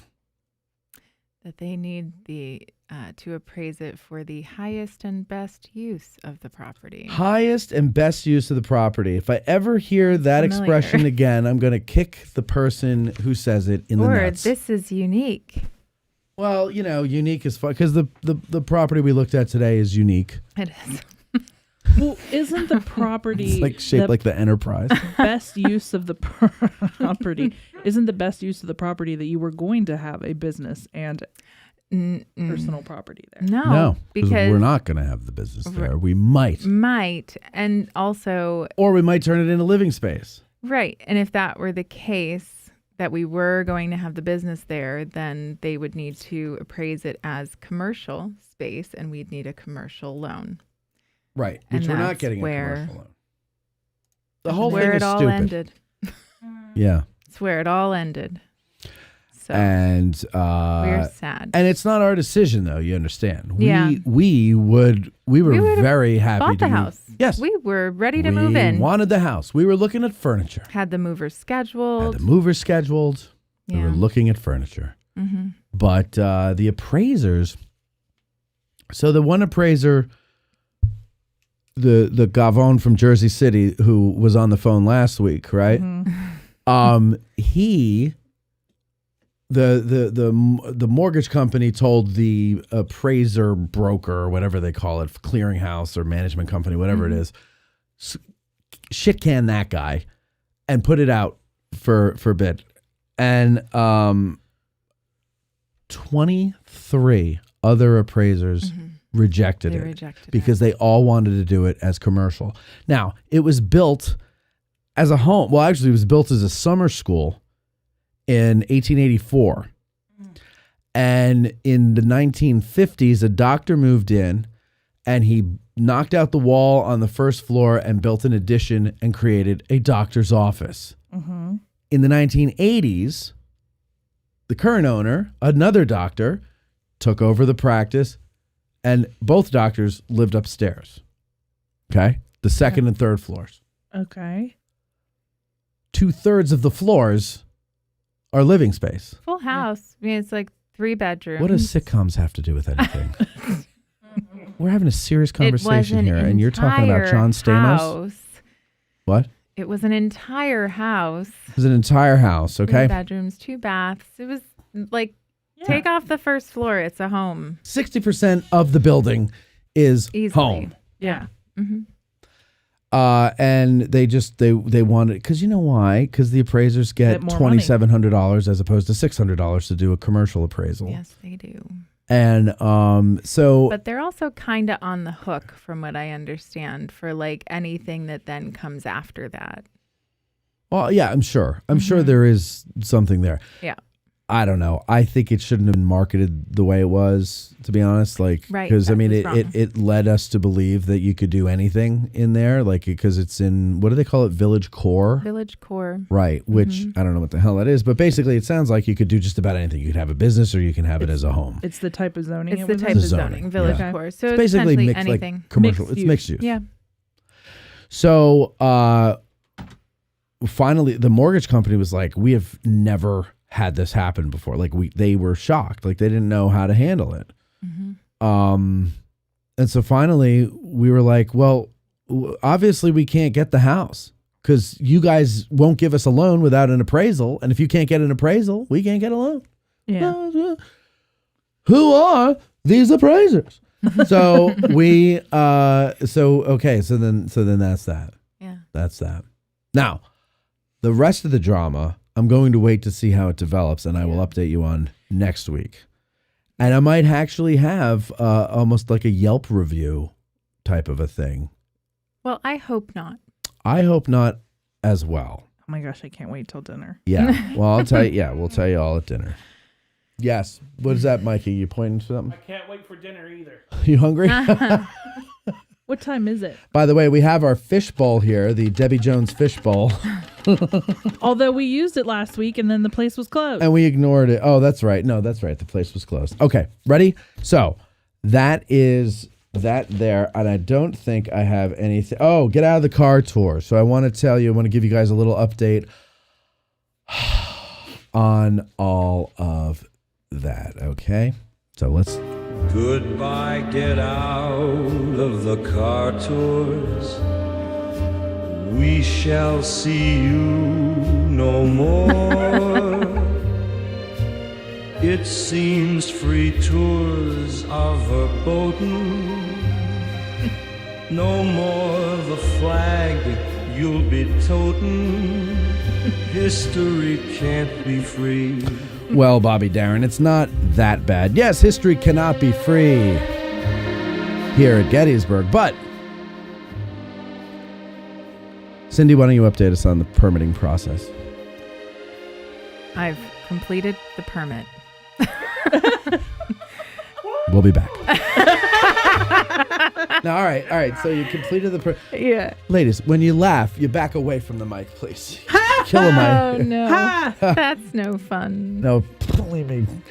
All right, so you have filled out the permit. I just have to sign it and everything, and then we can send it in, right, with a $1,000 check. Yeah, and as long as that is good, then the October one will be completed very shortly after. Now we're getting get that down to the working. wire for September. I Right. don't think we're going to make that, to be honest with you. But Let's get it in. But we're going to I get it in. think. But I don't think we'll be approved.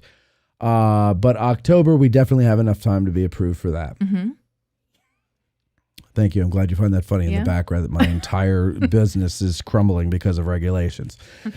So that is the update with the Get Out of the Car tours. I hope you all will join us. And, just keep listening. We will eventually have information as to whether or not September is on for sure and all that other jazz. I was telling the patrons the other day, October's tour, we're going to put it to a vote. And everybody that shows up is going to be able to vote. And the question on the ballot is, next year, do I go through the schlep of planning with Lewis 6 Get Out of the Car tours here in Gettysburg National Military Park, or do we embark on a bold mission and introduce the Get Out of the Park tours and take our business elsewhere? Now, it would be silly to do addressing Gettysburg and not do anything in Gettysburg, but there are non-park properties in the area where we can do something. But also, I think it wouldn't be insane to do one, maybe two, in the park itself. Mm-hmm. So that is, unfortunately is what will be the question, and we'll just do show of hands, and whatever wins is what we're going to do. And so I leave it up to you, the audience. What do we work on over the winter for next spring? And there you go. And now, all the news that's fit to print and a good deal that's not. Here's AG Today's lead anchor, Bethany Yingling, with current events and sidewalk conditions. Person involved in spray painting incidents in Gettysburg and the National Military Park has been identified. Elizabeth! Lincoln Social set to close after this weekend's Gettysburg Rocks event. Elizabeth! Gettysburg Area School District taxpayers can park for free in paid school lots. Former Gettysburg School District grad appointed head of the Ike Library. All this and more in today's news. So I was very unprepared for today's news. So thank you to Bethany for saving me today. I was also unprepared for the show. Thank you to everybody else for saving the day, because I've been house hunting. It's been a lot. By the way, the microphone is open in the back there. I have to get the phone lines up, so you guys have the reins until I come back. Sure. God bless America. So this is an update. God save the Queen. God save the Queen. That police say the person involved in the spray painting incidents in Gettysburg and Gettysburg National Military Park has been identified. They didn't release the person's name or say what charges may be filed. Elizabeth! The Gettysburg Borough Police Department said earlier the National Park Service reported that an unknown person or persons vandalized the Oak Ridge Observation Tower on Doubleday Avenue Monday morning. The message, for those of you who don't know or didn't see it, it was painted on the inside of the top level of the tower. It read, "Hope lives here, the dead will rise." Anyone with information about the incident is asked to call the NPS. Wait, what? It's a Hope lives here, the dead will rise. In huge letters. Huge along letters, the and inside of the thing. apparently an exclamation point. What is that propaganda for? Is that like a religious thing? I don't know, or? but they did graffiti throughout town too. Oh, I thought it said the Pope lives here. Hope. Oh, I saw it in town. Hope. All right, back to you guys. Hope. So anyone with information about the incident is asked to call the NPS Rangers at 717-334-1124, extension 6, then extension 4 for protective services. You can also call the Gettysburg Police Department at 717-334-1168, or you can also submit a tip online. So I'm assuming you would go to the police department to do that. So take a look at their website if you wanted to submit a tip online. So the things inside in town, they were found on walls and trash bins along West Racehorse Alley and along the Gettysburg campus columns, somewhere between 4:45 and 5:30 a.m. this morning, I guess. Again, say hope wins, and then some kind of weird circle with X's in it symbol. So, isn't it funny? The kids come back from college, and all of a sudden there's. But this woman is older. Oh, we know who it is. Oh, I don't know. Well, from the image, it looks like she's probably like my age. It's not me, by the way, because I knew that's where this was headed. I didn't see a picture of the image. And there were also graffiti on some large stones on Little Round Top. I saw the pictures of those. Yeah. Mm-hmm. Oh, no, the soldiers did that. No, this is like, it looks like somebody took chalk to it, but they were able to spray it off. And did this all happen like overnight? Overnight. So it was a spree. It was a graffiti spree. I guess so. I just think it's very dumb. Childish. But what I don't understand is, so like, and you the know beavers how were okay? Beavers are fine. You know how like if you go somewhere where there's like a trail and you look over and there's like a tree that somebody carved their name into. Yeah. And there's like a million of them. JH and SR. Yeah. Yeah. And a hearts heart or whatever. with the arrow through it. Or, Maddie was here or whatever. Well, the whole thing that I find so funny is that you go around the entirety of the battlefield and you do not see that. Right. Nobody loves on the battlefield. Well, Nope. No, but like, read the room. If there's no other stones with that kind of stuff on it, why do you suddenly think it's your job to take a piece of chalk or another rock and scratch it in? What makes you think that, you know what? No one else has done it. Let me be the first. Well, it's like those people out in that go to those parks out in like Utah, and they, those rock formations that are like 3 boulders that somehow are precariously balanced on top of each other for millions of years. And these assholes come along and they do. Did you ever see the video of these people? Yeah. And they push it over and they're like, ah! They laugh. Yeah. Like millions of years, maybe billions. That's been like that. And this jackass comes along and does it. And it's the same thing here. These monuments, the tower, they've been up for millions of years. Yeah. Okay.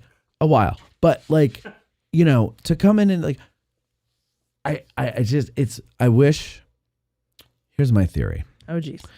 My theory is that the government needs to change the name of Gettysburg National Military Park, drop the park. And here's why, because people today don't know that a park is anything or can be anything other than something with a jungle gym. And so that's why I think that's a valid woman. thing. I know it is because I'm saying it. I saw a woman taking pictures of her 2 kids on the 111th monument. That monument right behind you, right there. That monument on the thing right behind you. And the kids were standing on the base of the monument. Oh, no. The mother's standing in the middle of the road. Oh, no. So I nicked her with my rearview mirror. Not my rear, my side mirror. Did you really? I said, you know what? This is what you get, lady. No climbing on the monuments. Oh, I yell at people all the time. So just to give you an idea of why the word park kind of causes some confusion, a friend of mine that I will remain nameless used to be a park LE ranger, law enforcement. And at a local park that is not here in Gettysburg. And she was out one day and people would, throw frisbees and walk their dog and do all this stuff and sunbathe. And in the nude. Oh. And she At said... At a national park? Yes. Which park was this? At a park that is near here but is not Gettysburg. Antietam. No. And... sunbathe in the nude. In the nude. And where would you get that idea? Because it was a park. Yeah, but how many parks? It's just a random park anyway. I know, right? But this was her excuse. It's a park. Yeah. I am doing I'm recreation. And I'm telling you. And my favorite part was she was telling me about how there was somebody who did this one time and was sunbathing covered in mustard. Sure. That's normal. Because that seems like a good plan. It just, to me, let's take it one step further on the weird scale and cover ourselves in mustard. People can be strange. Well, the Doors told us that many years ago. People are strange. All right, we didn't need... Thank you. Listen, change the wench. channel. Hey, nobody can do Jim Morrison. This is AG. Listen with me. Sing it, Jim. This is AG.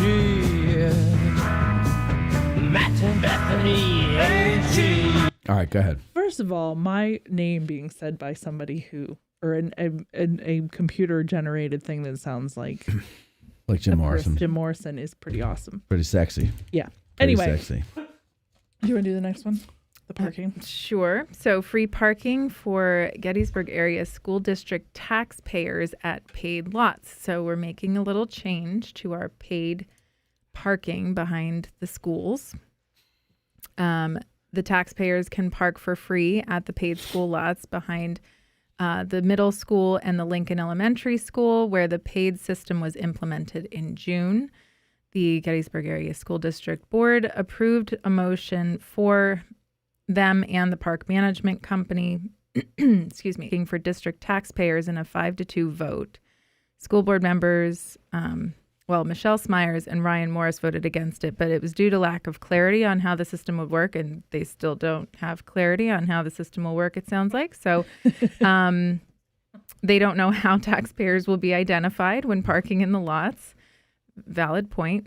I don't know the exact details. One Maybe of they them like said- should have like had the plan before they implemented the parking pay. I honestly don't think thing. they were expecting this. It does, backlash. Debbie, doesn't it? Well, the answer was I don't know exact details.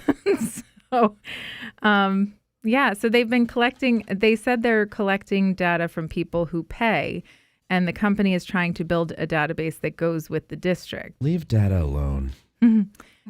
People from out of town aren't going to know there's free parking.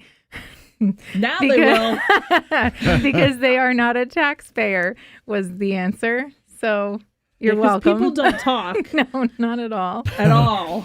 To each Right. other. Yeah. Millions of people don't watch this show. But I will say it also. No, they really don't.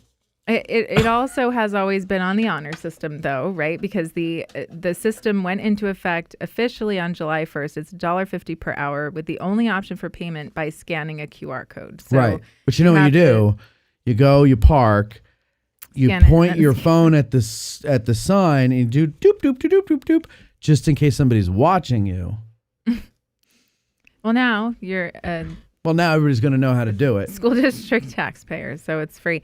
But they indicated parking is, again, they've said this, free for everyone during school-sponsored activities. So you don't have to worry if you're going to see a game or your kid play or parent-teacher night or anything like that. We have somebody on the line who claims to know who the vandal is, although this person says vandalizer. That must be the Australian way to say vandal. Kevin, you're on the air. Do you know who did the vandalism? Yes, this is Kevin. Yes, Kevin.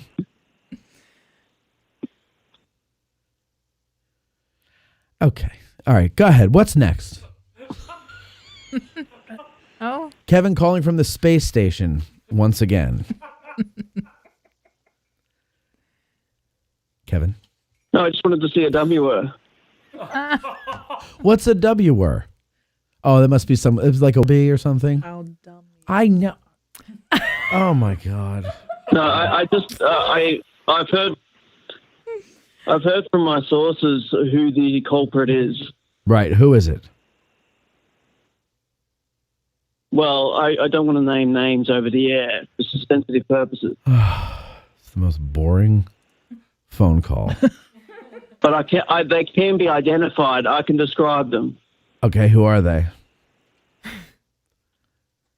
Well, it's a female, Debbie Jones. about mid-30s. Debbie Jones. She's in mid-30s. She likes crocheting. She doesn't have a fishbowl at home, and she takes things too literally. A distinct aroma of marijuana followed her. Oh, it's Bethany, the pothead of the group. She was seen going to and fro the rough house. To and fro it. Oh, that sounds like Beth to me. Uh-oh. Is that what you're trying to say there, Kevin? It's Bethany Yingling who was the culprit? I'm not going to name names. But she's wearing a blue and white polka dot shirt. Wow. And she's from a small town. Well, Bethany's wearing a blue. Oh, she's from Clarion? It's from Clarion. It has running water. Office, watching a dress in Gettysburg. He picks up the phone, hears a dial tone, dials and gets down to his work. Woo! Tra-la-la. Grant makes fun of Matt. Tra-la-la. Calls him bald and fat. Tra-la-la. He tries to make Matt cry, but he never wins, 'cause Matt's an awesome guy. So true. So true. The Walk Tallers really know how to sing the truth. Hey, Matt. Yes, sir. Thanks for polishing your head for today's show. You're very welcome. Can you see that shine? See it? I That's a actually. good look, mate. You're doing well. Thank you, Grant. I have a feeling that Grant's like 5'4", maybe 6. I'll give him that. Shorter. And he still shops at like Gap Kids because he's like tiny. Oh no, I gotta go to the kids section all the time. That's what I just said. You don't have the gap down there? No, we have decent brands here. Exactly. how tall are you, Grant? How tall are you? For real. Be honest. I'm going to find out anyway. 5'4" on a good day. On a good day. That's what I thought. And is your avatar you? The picture of that nerdy looking guy, is that you? On Instagram, yes, but not the one on YouTube. Exactly. Oh, well, now I want to see. Bethany thinks you're Do cute. you have Instagram? I don't have Instagram, and my phone's dead, so. All right. Well, so then you're striking out there. Yeah, well. You know how Bethany asked about Chris Hemsworth last week? Right. Your neighbor. It was a real coincidence that she mentioned him because I get mistaken for him all the time. All the time? I knew it. Yeah, right. Yeah. Heard that before. Just the other day, this lady came up to me and said, "I loved you in Thor," and yeah, but she did have a cane, so she might have been blind. So I don't know. Well, listen, Grant, that's really wonderful to hear from you again.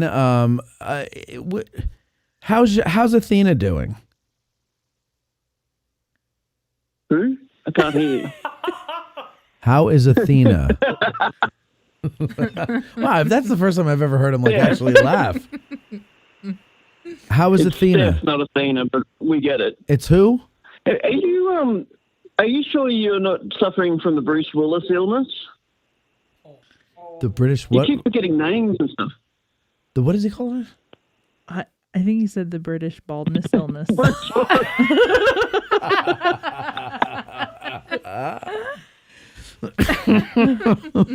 What's her name? Steph is your girlfriend's name?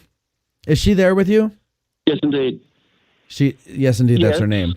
She is there? Mm-hmm. Would you put her on the phone, little man? Let me hear her. I want to talk to her. She's very sure, man. It's not going to happen. Oh, come on. She doesn't really exist. Hey, Mac. She does, but it's just not everyone's good for prime time. I just want to hear her voice. I don't need to have she doesn't need to entertain us. I just want to hear her voice. She's not there. Grant, she's not there. Happen. You don't think it's going to happen because she doesn't exist. You haven't. Go down the hallway and ask your sister if she could pretend to be your girlfriend. I just moved into an apartment. There is no hallway. I have an entire image. No, but seriously. Anyway, but that's all I have to say. Well done, sir. Well done. That was great. I'll bet you Steph's name is really Jeff. No. Hi, I'm Jeff. Hi, I'm Steph. I'm Grant's girlfriend. How are you? Are you Bethany? You hate the Greeks, don't you? Grant tells me all the time. You know when you do voices, that's far better than your own self. Yeah, I know. Whoa, that's good. Yeah, that's how Steph laughs. One last question before I farewell. Yes, go ahead. Please tell me. The people are asking, with Christmas coming up, is Santa and Mrs. Claus going to come back? Oh, of course. It's an annual tradition that we started last year. Mrs. Claus is having a change of wardrobe, though. Yeah. What was wrong with what? I didn't hear. I'm too fat for the one. She is too fat for the outfit that she had on. Well, we could always just cut the back. It wasn't mine. It wasn't hers. Wasn't hers. So we can always just cut the back and like Buffalo Bill does in Silence of the Lambs. I've never seen that, but okay. That made my entire skin crawl. It rubs the lotion on its skin or else it gets the hose again. Are you right? No. What's wrong? It's just creepy the way you say that. Put the lotion in the basket. Yeah. Buffalo Bill's a great character. All right, go to the news. Swear and I don't. What, Grant? I'm sorry. I thought you were still not there. How come you get to swear and I don't, Dan? Well, because you don't have a bleep button. Oh, okay, that's fair enough. Because Yeah. I would use more serious language there. I have to be on my best behavior. Yes. Yeah, that's right. Have you booked your plane tickets yet? Yes, I have. Yeah? Those All right. dates are set. Do you have your hotels yet? Okay. Pardon? Do you have your hotel yet? Yes, the place on York Street I mentioned. President's Inn? It's. I'll message it to you. But anyway, I'll go. Get back to the news. Yes, sir. Yes. Thank you, Graham. Thank you for the permission to go back to the news. You have yourself a great day, all right? He's so cute. All right, go ahead. Okay. So the Lincoln Social, which unfortunately, because they've had so many different, like 2 different names in a very short amount of time, and they're both 2 words, I always call it Savor Lincoln. Savor Lincoln. Which is not what it's named. They might have done well if they had named it that. Savor Lincoln. So Lincoln Social, Lincoln Social. or Savorhood, Savorhood. as it was originally known, is looking at probably closing permanently. Looking at probably or definitely? No, not probably. A potential permanent. Nope. It's, they're selling. So they're closing down 100% on Sunday. Yeah. That's it. Very And- important if you have gift cards. Yes. So they say to you're urged to use them at Texas Lone Star Barbecue by August 25th for either a meal or a cash refund. Alternatively, cardholders can email a photo of the back of their gift card to the Lincoln Social Food Market at gmail.com for a refund check. I bumped into, forget her name, but Anthony is her husband, and they did the rice bowl place that I like to go to. Well, the Latino Fusion. Latino Fusion. I bumped into her her name, and the but- little girl. No, name's her. Latino Fusion. I bumped into her and the little girls in the produce aisle at the Giant the other day, and I said, they left a while ago. Yes. And they've been doing the food truck, which if you catch the food truck, if you catch the food truck, the rice bowl is fantastic. Yes, and they followed your advice with the burritos. So they're now doing Stole my burritos. Followed my advice. That's right. Uh-huh. Yeah. And if you follow the Addressing Gettysburg's Business Network Facebook page, you'll see a lot of times I share where their locations are. They do have a Facebook page as well, but don't forget to follow ours. Don't forget. Don't forget. Don't forget. Okay, what else? Okay. They explained the closure, citing that the food service and event industry, coupled with a location, diverged significantly from their primary business interests in Franklin County.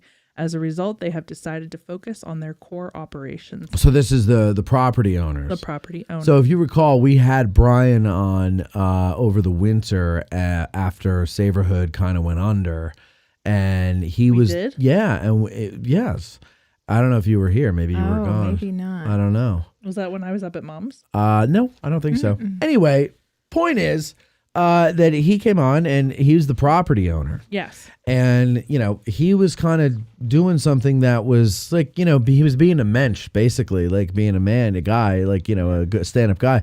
And he didn't want all these people to go out of business because, the shenanigans. So he said, okay, I'll manage the building, basically. But you got to have somebody who's that, who that's their main thing. And their main thing is property management, investments and management and stuff like that. And so they're not restaurant people, but it's a shame. And I don't think this area is ready for that idea, especially not in that location. That's a tough location, which you would think it's not, because 97 is a main avenue up into town from 15, but also from the visitor center. But it's like by the time you realize there's something there, you've passed it. Yeah. It is. People fly along that road. And they fly. And the number of accidents that happened there. I remember very shortly after it opened, there was a pretty bad accident, and that woman was pregnant and had to. Oh, yeah, that sounds familiar. Yeah, they had to life flight her, I think. Yeah. But it was like not good. But anyway, the property is set to be marketed for sale through the upcoming fall and winter. Want to buy it? That maybe the Matt Museum could go there. perfect place for the Matt Museum. The 1,400 square foot venue. So it's 1,400 square feet. That's a lot. But it has the kitchen. 14,000. Yes. Okay. Yeah. Sorry. That's a little small. Yeah. 1,400 is less than I have at my house. Yeah. 14,000 This square room feet. is 1,400. Shut up. Yeah. Although this article uses the word may and potential. Well, that's incorrect if you look at Yeah, the their Lincoln Facebook Social page. Facebook page. They were very Basically. specific. Yeah. And then even Texas Barbecue, is that what it's called? Lone Star Barbecue. Lone Star Barbecue. Yeah, they also Lone Star were very specific because they were like for good and they don't have another spot to go. So I mean those businesses are also out of places to do business from as well. So kind of sad. Yeah. Yeah. Do we have forks? It's funny. I looked at her because I thought she was talking. Do we have it's forks? Hard to tell. So we're on to events now. Oh, I have one more. Oh, okay. Go for it.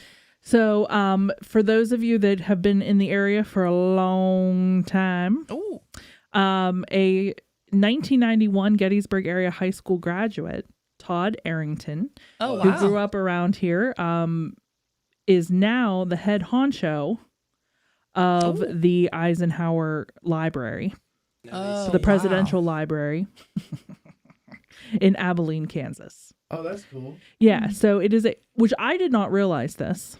It is a 22-acre facility. That's huge for that kind of a thing. It has his documents and stuff like that relating to his presidency, but a world-class museum that covers Eisenhower's entire life as well as Ike's actual boyhood home. So there's a lot going on there. So I know people in Gettysburg were kind of upset. Let's use that word. That his library wasn't here in Gettysburg. That they had done it in Kansas, but that's where he grew up. That's where Eisenhower grew up. Yeah. So Todd Arrington graduated from this school here, and he went to Mansfield University of Pennsylvania, where he majored in history. He went on to earn his master's degree in history at Shippensburg University and a PhD from the University of Nebraska-Lincoln. And now he is the head honcho. That's pretty cool. Right? You grow up here. He was a seasonal person here at Eisenhower. So he's gone on a quarter century of service in the National Park Service, almost recently as the manager of another presidential location, the James A. Garfield National Historic Site in Mentor, Ohio. Oh, congratulations to him. That's Yeah. very cool. Yeah. But isn't that kind of cool? Like you grow up Eisenhower literally in your backyard. Yeah. And then you go to his across backyard. the country and end up connected to Eisenhower. Yep. I'm telling you, all roads lead to Gettysburg. They do.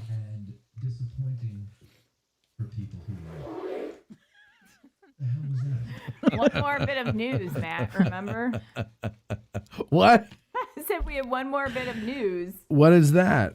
that our Oh, yeah. Is that it for the news? I guess. You guys are done with the news? You have no more stories? Just events, not All right. stories. All right, just event. Well, all right. So Debbie, go ahead. Fill us in on that one more bit of news, which is sad news for us. good for the person involved, sad for us. That's right.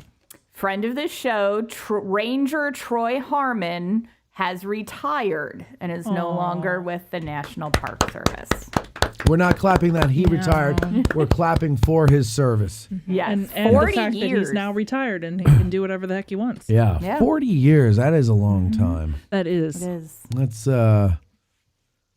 almost as old as I am.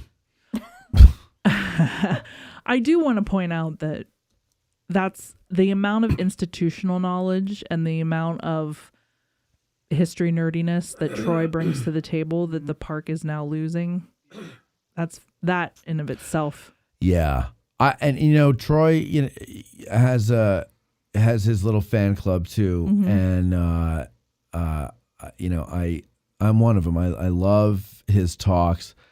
I love his perspective on things. I've had him on the show many times, and I always enjoy listening to them. I don't always know if he's right or if I agree with him, or I don't even think he's trying to be right. I think he's trying to just pose another possibility or, make you think. Just to make you think. And that's what I always tell him. It's like, the way you look at things makes me think of things in a different way. Mm-hmm. And I think that's good. That's a sign of an educator, Mm-hmm. and like a true educator, not someone who goes and gets a degree to teach, but like a true educator, like someone who, just wants people to learn, and thinks on his own. And so Debbie, you went to he had a final tour and surprise party, right? Yeah. So last Saturday was his official last day, and he had the battle walk in the morning. So almost 70 people turned out for that, which was really nice to see. Yeah, Some that of is them it nice. was because they knew it was his last battle walk. Right. And then in the evening, we did, I guess at the end of the summer, their volunteers do a barbecue. And So you're a volunteer, and Troy was in charge of the volunteers. correct. Right. Okay. And this year we went out to one of the other volunteers, Chip, owns the home that Custer used as his headquarters in Hunterstown. Beautiful home, by the way. And It is. you want to hear a story? Mm. We got an invitation to this. It was supposed to be the prior Saturday. Correct. Weather. No, well, yes, and so Cindy and I go and get a card and something to bring to the, to contribute to the fair. And don't worry, I found it in my car, all black, and I thank just God it was. remembered Yes. No, I threw it out a week later, literally yesterday. Yeah. We got like fruit salad. Fruit. It was just solid. It was just solid black. You couldn't even tell what was in it if you didn't read the label. Thank God it was in plastic, and I didn't smell or anything. Tasted fine. Anyway, so we go driving over there, and I don't know. I'm like at the address. I know where it is, and I see like two people sitting in front of a bonfire, and I'm like, well, this is it. Like, I don't understand this. And I thought, oh, maybe he was out on his tour already, and maybe they caravanned. Like, maybe he's going to different sites around the area, and it's like follow the leader, and everybody's in their cars. That's why there's no cars here. And so I text his son Daniel, and I sent him a picture. I'm like, yo, is this it? And he calls back, and he's like, he calls me, and he's like, so you don't know. And I said, no, what? And he's like, They moved it to next week. I was like, oh, no, I didn't hear that. And he's like, yeah. I said, okay, well, we're going to South Carolina next week, so, sorry. I'm not going to be able to make it. We ended up not going to South Carolina. We probably could have made it, but we didn't do it, though, because, yeah.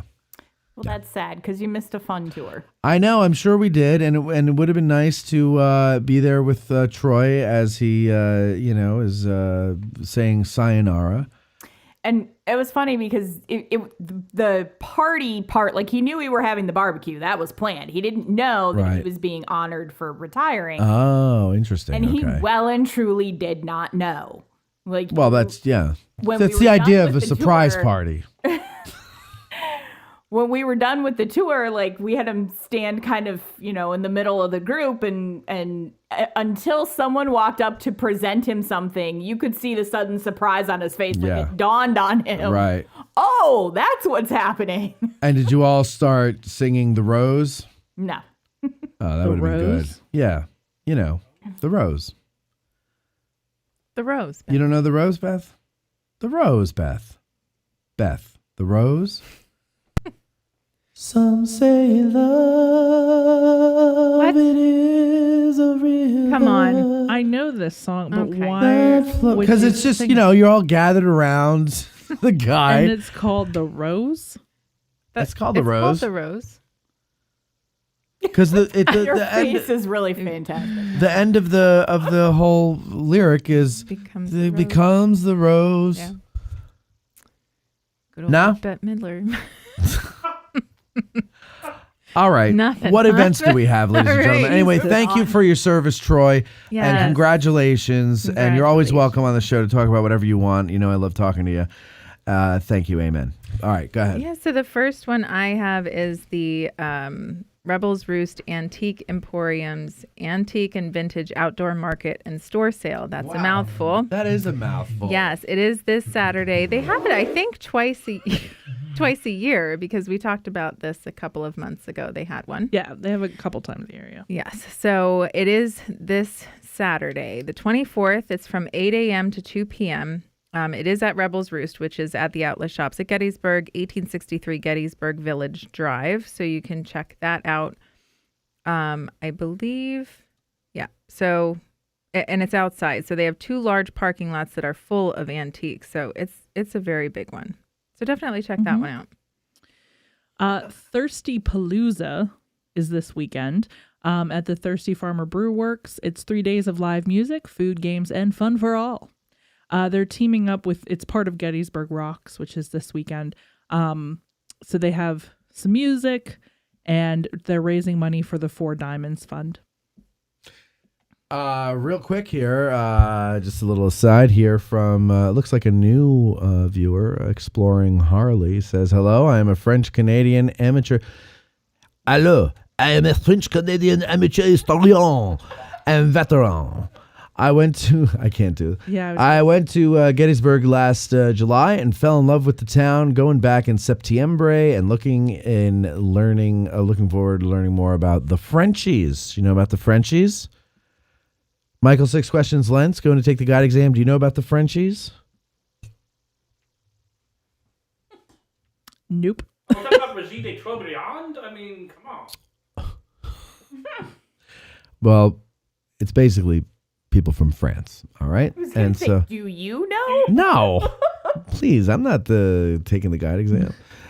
All right, and then that's all I wanted to say there. Oh, by the way, speaking of the guide exam, Debbie, I have a question for you. I hope I have an answer. Well, you should have an answer.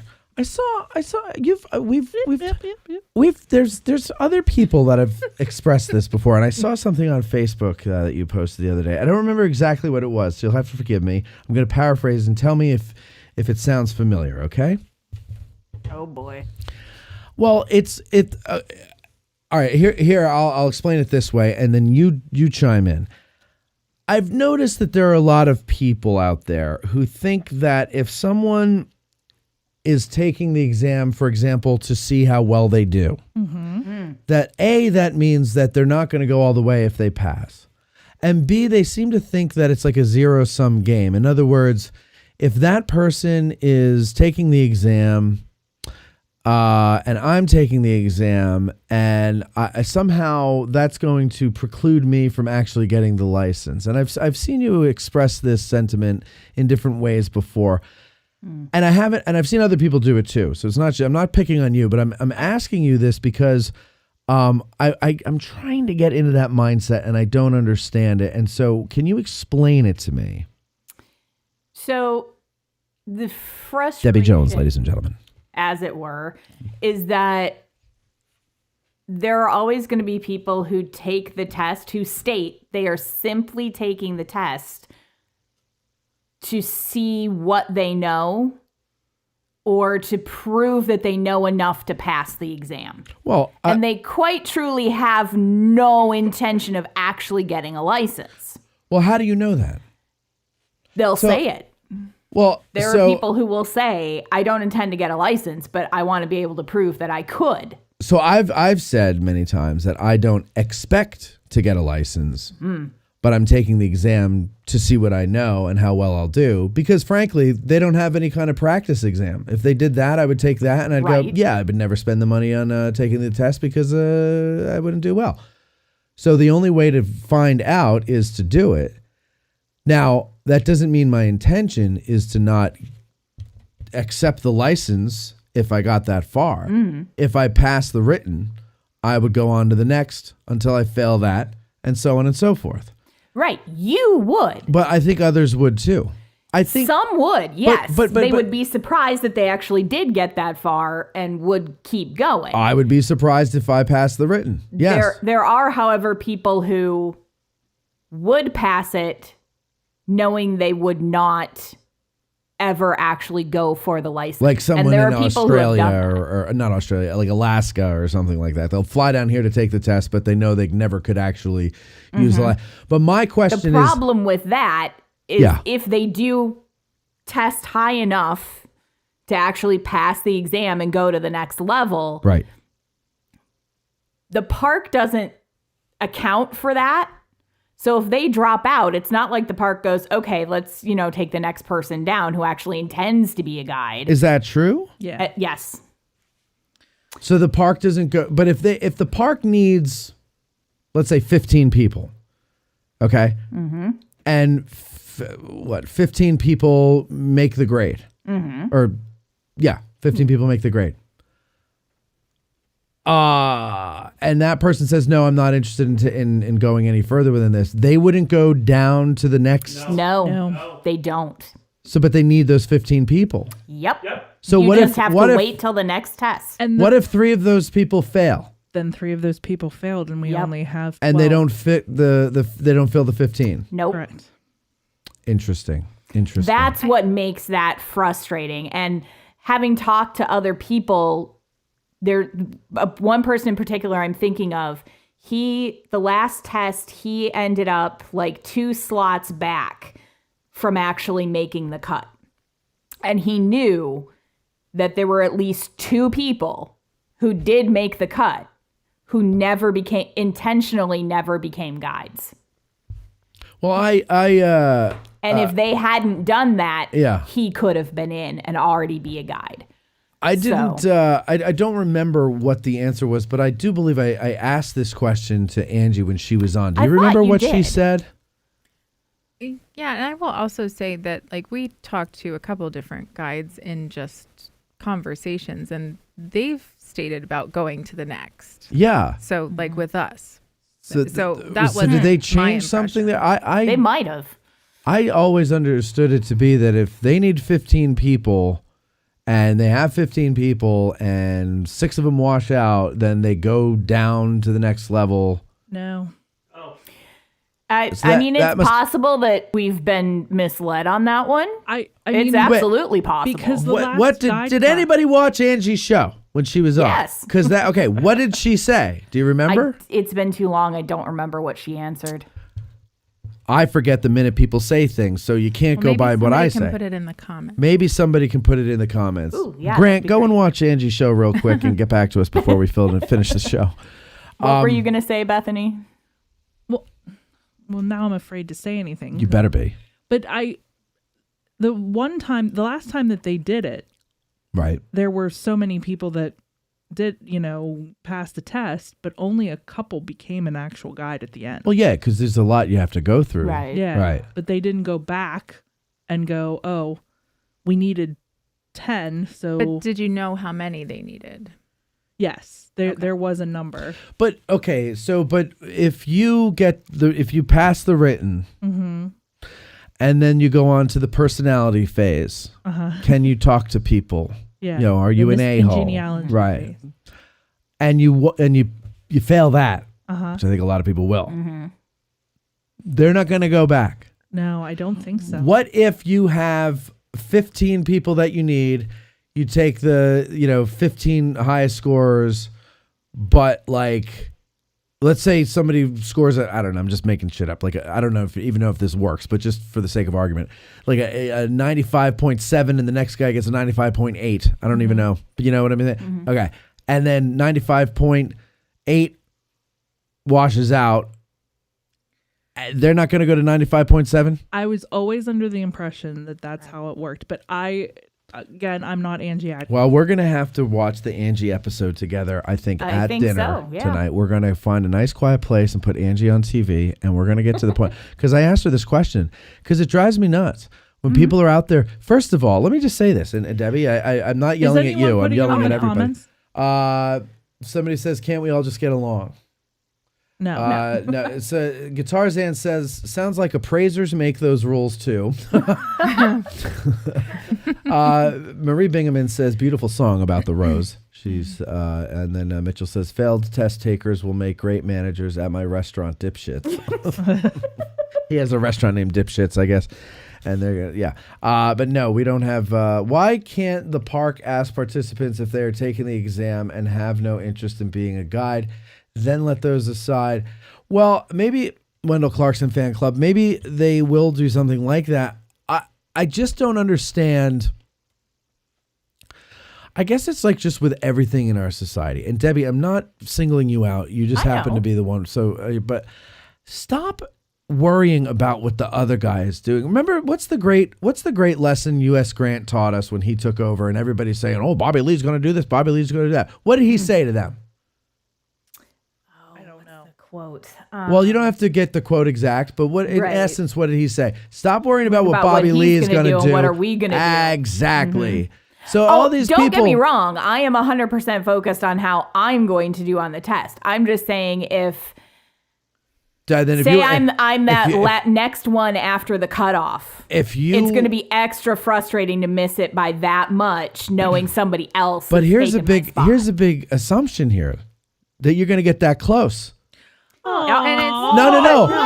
I'm not saying any one of us is going to get that close. Debbie, I mean, but it's also. I think you're wonderful. It's No. That's not what I'm saying. I know I know what you're saying. There's like college professors have taken this test and not gotten good grades on them. Absolutely. So I mean and again, Debbie, I'm not talking about you. I've seen this in a lot of people saying this stuff. The arrogance to think that you're gonna, you're gonna be 1 point away from the grade that they want. And somebody who's disinterested in getting the license is going to knock you out of it. And then you're going to have to wait another 3 years. Like they wouldn't go down. I don't know. First of all, we've gone 7 years since they've given the test. There's a lot of hopefuls out there. Well, there are. But also, how many people have died? How many people have retired? How many people are just, done guiding? I think the park recognizes that they need people. So I don't think, and honestly, I'm sure that there have been people before that for whatever reason, they just decided not to be a guide after they made it so far or took up a spot or what have you. But I do also think that there's those people out there who are maybe a little less than confident, and to make themselves feel better, they're like, oh, I'm just taking it to see how I do. And then they do better than they thought. Or That's absolutely possible. So I think that it's just a fact. And this is anything in life. We tend to, my opinion is going to be not popular. So we tend to what? Say it anyway. Well, I just think that we're so quick to assume what other people are thinking and doing, and we judge based on that. I'm not saying you. Again, I'm saying like everybody in this or any other situation. Yeah. We're very quick to do that. But I think, like you're saying, sometimes it's more of an insecurity on everybody's part. Right. And so we just need to not. So what my defense mechanism against that is, I don't care if I get it. If I get it, great. Or if I pass, I should say, great. I'll continue until they say, you suck. Go back to the drawing board. Or I get the license. You suck. Well, in whatever language they use. I want Angie to actually go up to you and be like, you suck, man. She would do it too. I saw that like show. If I asked her, she would do it. I saw that episode when you were talking about it. And since you said it there, I'm going to say it now. You suck. You have to go back to the drawing board. No, and that's fine. I don't even know really how I would have the time to do it if I had the license. And I think that it also kind of ruins the credibility that I have playing the student on the show when I have the experts on. Because then it's going to be like, people are going to be like, well, why aren't you just telling us because you're the guide? Because even if I'm the guide, I'm telling you, I got in by the skin of my teeth. Like, if I got in there, I don't think I'm going to come even close. Here's the thing. What kind of Mike, when you were in school? Yeah. Typically, what grades would you get on tests, number-wise? It depends on what subject we're talking about. I mean, just average it out. I'm a historian, dude. I stayed away from math as much as possible. Right. So Let's just narrow this All right, let's take math out of it, but all your other classes, like what would you get? B's, C's, A's? A's or B's. A's or B's. Okay, Debbie, you. Same. You? Same, but I rocked in math. Well, math was A's, but the other thing. Math was A's. B's and Oh, thank C's. God. I know. I love math because Yeah, I it's do a formula. too. All right, so like I was like It's like a puzzle. This is why we're friends. A plus. Okay, no, You're I was, full of I was You are full No, of Somehow I of don't pip. believe that. math out of the equation. I was probably B, C because I never studied. Yeah. Right, I just remembered from the classes or I learned through osmosis. Probably could have done well. Good guessing. If I was a That's what I'm a I good did. guesser, Yeah. but also well, no, but I learned the pattern, like the tricks of the Yeah, test. yeah. Like how they ask the same question more Or than you're once. just like, well, I haven't answered C yet, so let's do that. No, that's no, I wouldn't do it that way. There's no way. Sometimes they I would have- draw pictures with the darts. There's no way they could have this many questions where C wasn't the answer. Right. Yeah. So One C of them it's is about C. it's about Chances law, are. law probability right, says. Right. But no, okay. So A B, B C, A B. But they're looking for like A plus, aren't they? They're looking for high scorers. That's the way they make it sound. Yeah. In this subject, yes. Now again, we're gonna have to watch the Angie episode. So at what point do they decide, well, this was disappointing? Like if everyone comes in like 85 and below. See, I think we do need to rewatch the Angie episode because Yeah, I something, think so. but something makes me say that they might have changed that now, and they're doing it in a different kind of way because they realize that some people are not good written test takers, Sure. but they're good speakers. Well, see, and that vice I think versa. that's why they added the miscongeniality part. Yeah. Of it. Oh well. Yeah. No. Yeah. Well, and I think that would also kind of Scantron. give some hope to those who, that maybe they will go down to the next people. So let's possible. everybody listen to that episode. Here, James. Here's the thing. No. James says they don't have a set number; they have a floating target based on scores. That's what I thought she said. Okay. Yeah. So he watched. Maybe he Thank probably you, James. didn't. Yeah. So that's it. Maybe everybody should go back and watch it. But there is an answer to the question that I posed to you, Debbie. And if I recall, she basically said, you guys are wrong. That it's not going to be that way. And you're worrying about nothing and just worry about like studying and getting good grades on your And own. honestly, I have no problem being wrong about that. Oh, I'm Like, not I would be trying to happy to be proven wrong. Listen, Dallin, I'm not trying to prove you wrong or anything like that. I'm just very curious, and I don't want to get into a Facebook because I'll ask a question, but it'll seem accusatory or something like that, and then it turns into a fight on So comments. instead of Yeah. doing it on So Facebook, instead of it's gonna doing- do it on the air. Yeah, No, and I just want people to understand that this might be my opinion right now, but I'm happy to have my opinion changed if evidence proves otherwise. So I'm not set in that mindset. but my question is this, right? Like, there's other history podcasts out there. There's another Gettysburg podcast out there. I can sit around and I can worry, what are they doing? Or I can ignore them and I can do my own thing, what I think is right, and go along and make my living. So I chose to do that. So why can't people, this is a stupid question, why can't people be like me? But why can't people just say, okay, I don't care what the other guy's doing. I don't care what the other guy's intention is. I don't even know what the other guy's intention is. Even if he says it, a lot of people don't always tell you what their intention is. For the longest time, I was saying, oh, yeah, I'm not going to take it. I'm not going to pass. Then I go, well, that'd be stupid. Since it's been 7 years, I should take it at least to see what I'm going to do. But I don't expect to pass. And I don't. I truly don't expect to pass. But if I do, I'm going to go as far as I can go. You should. Right. Why as you wouldn't should. I? Because, I that's do think though that But I think people hear that and they don't hear the word expect.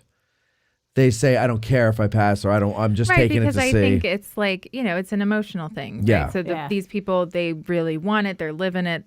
This is their life. This is what they want to do. And I'm so they telling get you. very emotional about it when they hear The that maybe it's psychiatrist not bills are going to be the wonderfully number one high. thing. Yeah. I I think I'm- you're right. I'm actually worried for a lot of people that I see online, because like they've put everything into this for 7 years, and So I've been following them and seeing what they're saying, and our buddy Mikey here, but I think Mike has a good head on his shoulders.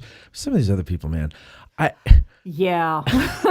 I know it's what like, you mean. If you don't pass it, man, I'm afraid. Like, please put a mattress under their rooftops, and like, you know what I'm saying? Yeah. Get one of those big air things that the stuntmen jump into, and just surround their house with it. Because I'm I'm gonna like, buy out the local bouncy house. Yeah, seriously. I'm not saying that to be mean or anything. Like, I'm really worried about some of these people because they've wrapped up everything into this thing, and if they don't get it, like Mike, have you thought about that? If you don't get it, what are you gonna do?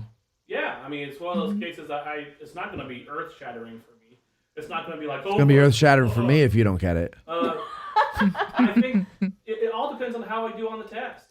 If I get close, I miss the cut, there's a serious thought of coming back and doing it again next time it comes around.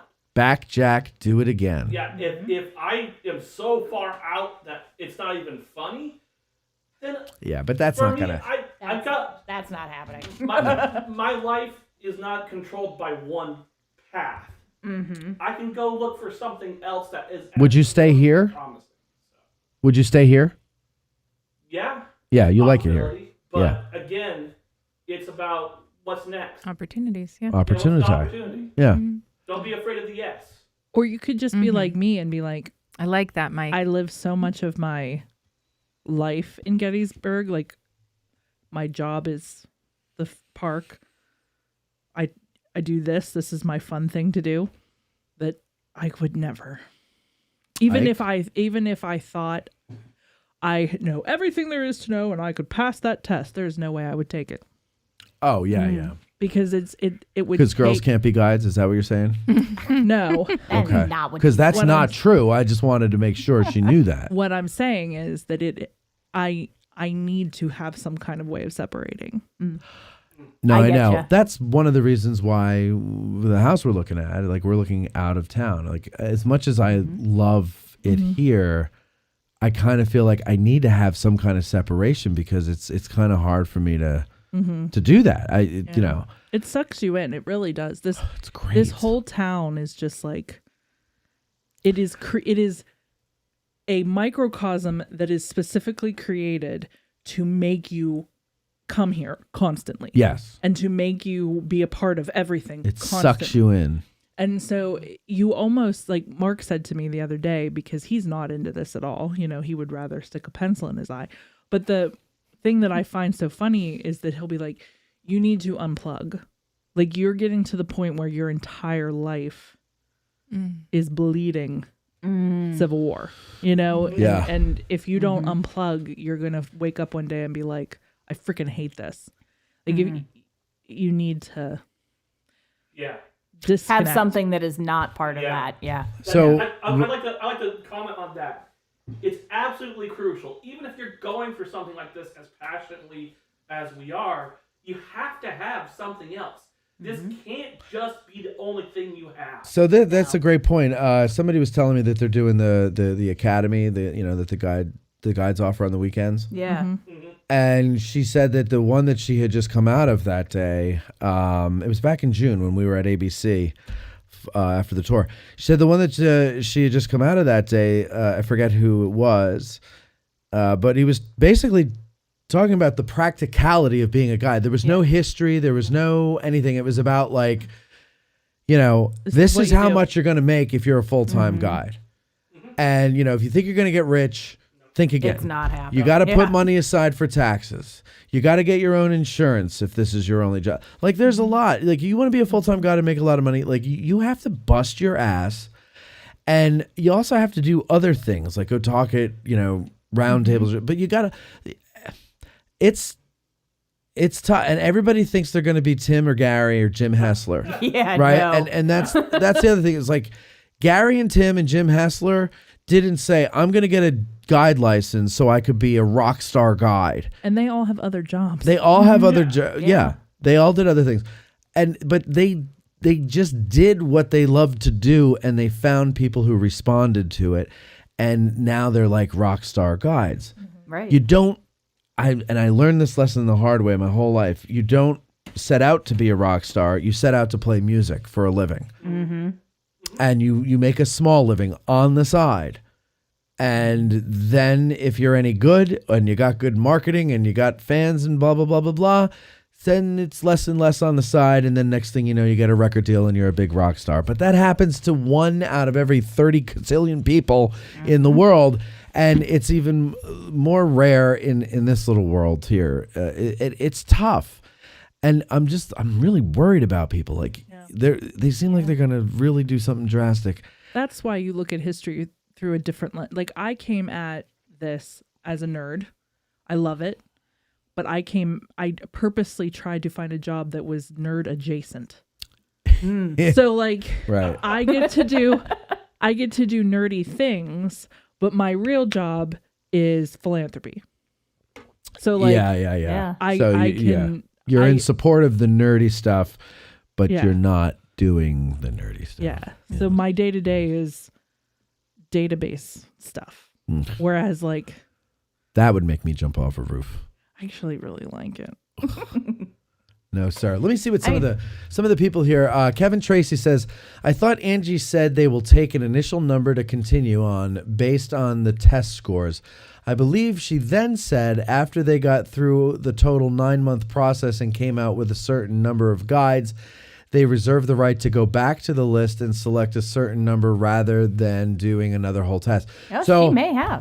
that does sound. No, she did. That does sound familiar, and I think that's one of the things that they're changing is just the way they do things, the approach to how they're doing it. It's it seemed to be a kinder, gentler guide exam from what Angie was saying. And you'll have to forgive me if you can, because I do so many of these shows that I can't remember what everybody says the minute it's over. So, go back, though. Everybody should go back and listen to that show. It's on YouTube. It was only on YouTube, if I recall. I believe so, yeah. Yeah, and so go ahead and listen to that. So we all know the answer, because there's a lot of people.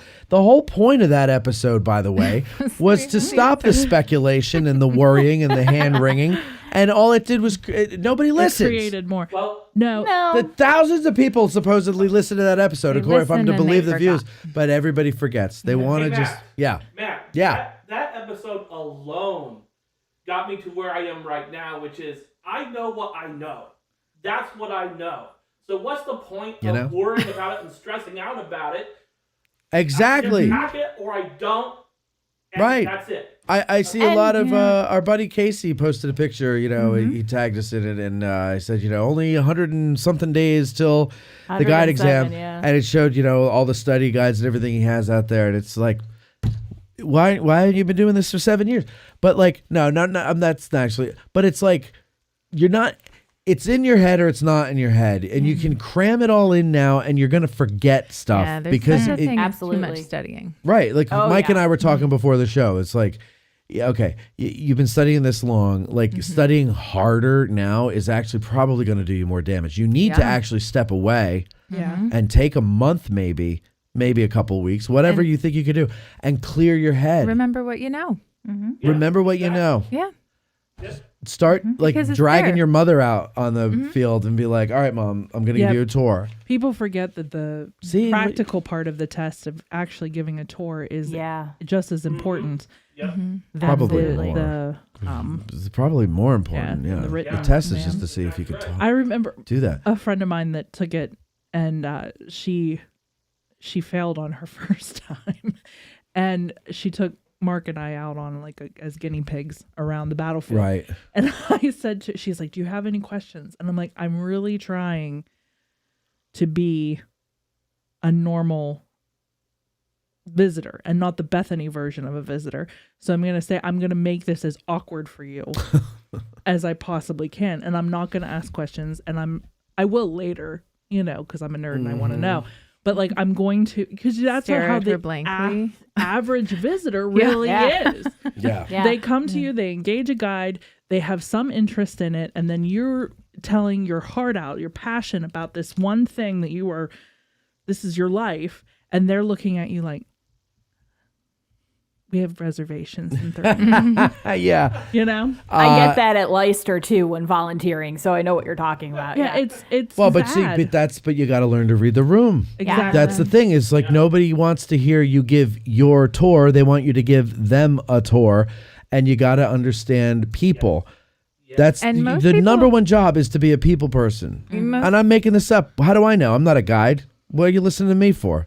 If you're just a regular person going for a tour and you hire a guide, if you're me, for example, you don't even know what it is you want to learn about, but you find out very quickly what you're you not don't. interested in. Yeah. Yep. And so that's why it is so important, because otherwise they walk away thinking, well, that was a waste of money. Right. Yeah.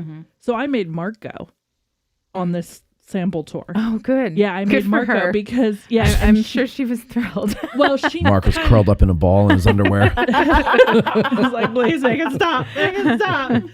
No, but he was Mark to a T, you know, and awkward as hell. And That I was said, a good move on your part. yeah, I said, Well this done. is what you're going to have to deal with. Some of these people are super awkward and Or- aren't paying attention. Right. Or they were, brought there by somebody else who is Dragged. interested. Or Dragged their there. kids are with them and they're not into it. Right.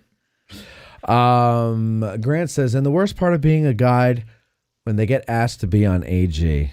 That's true. No, that's actually how they make more money, because they get requests for tours. Dingbat.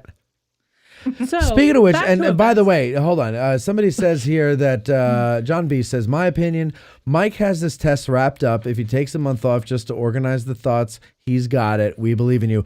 We do.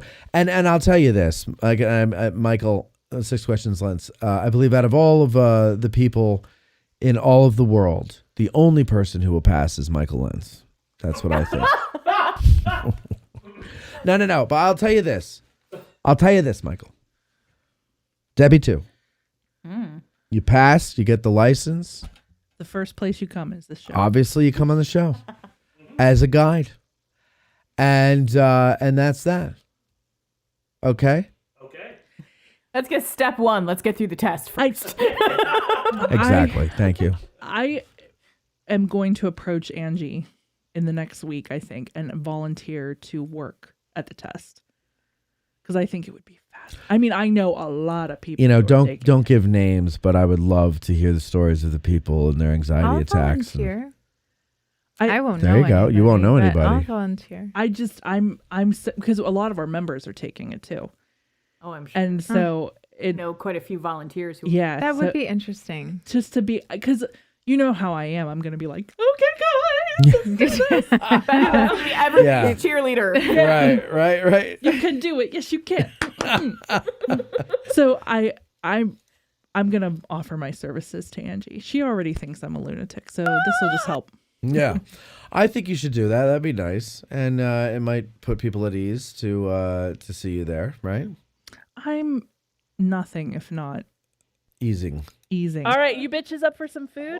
Yeah, I Yeah. am. All So right, me it's too. after All 8 right. Anyway, that's it there. So don't take any advice. I'm not a guide. I haven't gone through the process. I just talked to a lot of guides. And also, look, I'll say this. I can tell you from doing the show that when you do it nonstop with no break, you actually can't see the forest for the trees after a while. And then you have so much stuff in your head about one subject that you realize, like, I can't organize it. Like, I can't even, like, there were times where I would go out and I would just give myself a tour. Like, I would drive through the battlefield, and maybe it was because I had no audience and I need an audience, but I couldn't even tell you how to start. Mm-hmm. Right. Then I had people that I would go with and I could do it. So it's different because you get get their You questions gave and me they, one. huh? Well, you've given me 2 now, but you gave me 1 on. Yeah. It's easier when there's people. Can we do that someday? What? You want a tour? Why? You've done a million tours. Oh, you want to do a dual tour where we take her around? You and I take her? Why are you? This is a talk show. We need you to speak. Nobody will be able to see that on Patreon. Right. Poor Patreon people. I'm so excited. She's sitting right there with now. her mouth agape. No, I want to go on a Matt Calorie battlefield tour. Oh, it's I, not. Bethany, It's not worth want to take writing Matt home about. Can It you is. just do it? I'll do it, but it's not any good. Bullshit. No, it's not. It is. Nope. Bullshit. Well, you could say no. And It I'll is. pretend I don't know anything. So She was well, impressed that I could already- make up songs that quickly. Go ahead. I already don't know anything. So All right. he could have made it all up. Go through the events real quick. Oh, boy. So Liberty Mountain Resort is having an event on Monday, August 26th. So this coming Monday, 4 o'clock. Hot Ones Hot Sauce and Stella Eagle and the Owl takeover. We like that place. Yes, we do. Stella and Hot Ones Hot Sauce will be taking over Eagle and the Owl for wing night. Come grab some hot wings and cool drinks. They're going to have 3 flavors of the Hot One sauces of increasing heat for guests to try. So you can stop by. Again, that's Monday. Wow, this Monday. Upcoming So Monday. they're doing wings, hot wings from hell on Monday. 3 different ones to try with increasing heat. By the way, No, thank you. we went to Taverna to dinner last night, and Taverna to dinner. Can we get through the show, please? I'm And- starving. You're the one that's bringing up But I just wanted to tell you something real quick and then move on. All right? I wanted to tell you I got the wings there, and I think they're my favorite wings in town. That's all I wanted to say. Next question. Jesus Mary. Great sauces. Yeah, go. Mother Seton's 250th birthday celebration is happening today at the Shrine, or this weekend on Saturday. She's that old, huh? Yep. Good old Liz. They're going to be running program throughout the day. Make sure to check out their brand new museum and gift shop while you're there. They have a whole schedule of a plethora, if you will, of things going on throughout the day. It just looks like a lot of fun for kids. Like they really put some time and effort into it. And then 6 questions. Guitarzan says to make sure you study the Wrightsville Bridge. Oh, boy. Oh, man. Snap. Okay, and then I've got East Coast Thunder is happening this weekend. What's that? It's the annual motorcycle event and ride to honor fallen police officers, firefighters, and members of the military killed in the line of duty. All proceeds will benefit the first responder and military charitable organizations. There will be food vendors, games, auctions, 50/50, and live music. And they are going to be, of course, at Battlefield Harley.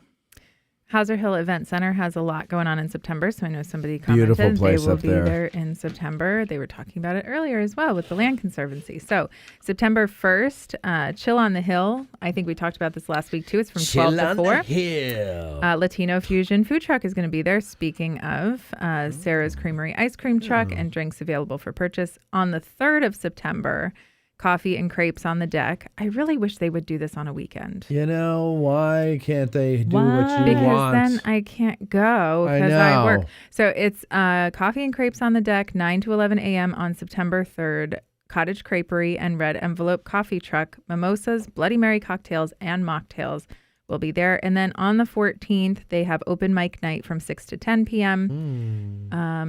Dougie's Barbecue food truck and drinks available for purchase. And of course, all the views that you can handle because it is a beautiful place. Oh, it is a beautiful place up Yes. there. And then, I'm of from course, Clarion. don't forget Gettysburg Rocks is this weekend, and it's kind of all over the Yeah, town. there's no set place to go for information. So they have like on DG or whatever. I could house that loaf. So they have, yes, there is some information if I can get there quickly, but they have a Facebook page. So go to Gettysburg Rocks Facebook page and they have their lineup of where they're going to be. Obviously Lincoln Social, they are there. They usually go to Battlefield Brew Works as well. Mhm. There's a seem to couple be of everywhere. places in town. So Do we there's have going to be forks? stuff going on with forks. So All of you that's love it. Visit and enjoy. Da-da. All right. Anything else there, Bethany? Break from out you? that cup. Break out that cup. Where are we going to go to eat today? Who wants to pick? Who wants to pick? I'm shaking her up. And Bethany is going in for the kill. And what does it say, Beth? Gary Owen. The Gary Owen. I really wanted Mama Ventura. You know what? This is exactly what we get to do, though. So now we can go to Mama Ventura's because we have found a way for Matt to make a decision on where we want to go simply by picking out the wrong name. No. We must follow. We must respect the. Pick again. Do it. Let's respect. Best Try out one of more 3. time. Labella. Just say Mama Ventura. We were there the other day. Montezuma's. Oh, I love Montezuma's. Gettysburg. I love Gettysburg. Mama Ventura. Oh, look at that. No, we don't have to go there. What was the first one? I'm just teasing. Gary Gary Owen. Owen. All Gary right. Owen. It's Gary Owen tonight. Go ahead. Put him back in there. I want to get the skillet cut. Oh, cookie. yeah. Skillet the skillet cookie. cookie. Yeah. Delicious. And we can get the curry mussels. Oh, yes. All right, ladies and gentlemen. Well, thank you very much for listening to this episode. Here's the bride and groom, the Clarions. Hey, everybody. How are you? Okay, we'll talk to you next time. I don't know who our guest is, but that's all right. We'll see you next week. Colby's back. AG Today's opening theme is written and performed by Colin Southfield and the Mushroom Country Band. Bumper music is arranged and performed by Billy Webster and sometimes Kevin McLeod. AG Today is produced by Matt Calorie, Bethany Yingling, Debbie Jones, and Cindy Compton. Engineered by Colby Sumner and maybe sometimes someone else. Guest accommodations are provided by the guests themselves. We'll need a couple thousand patrons to be able to put people up in hotels. Speaking of patrons, maybe you'd like to become one. You'll find plenty of perks over there, not to mention hundreds of episodes that will help you further your Gettysburg and Civil War education. So go to patreon.com/addressinggettysburg. I'm Huevos Grande, the voice of Addressing Gettysburg. usually take Thanks for smaller bites. listening.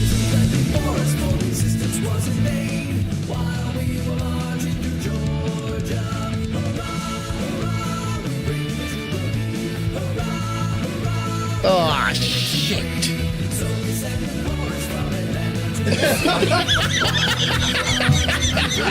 It fell off.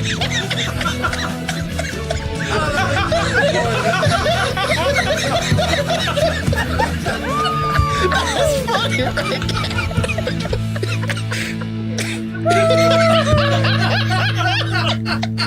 This concludes our broadcast day.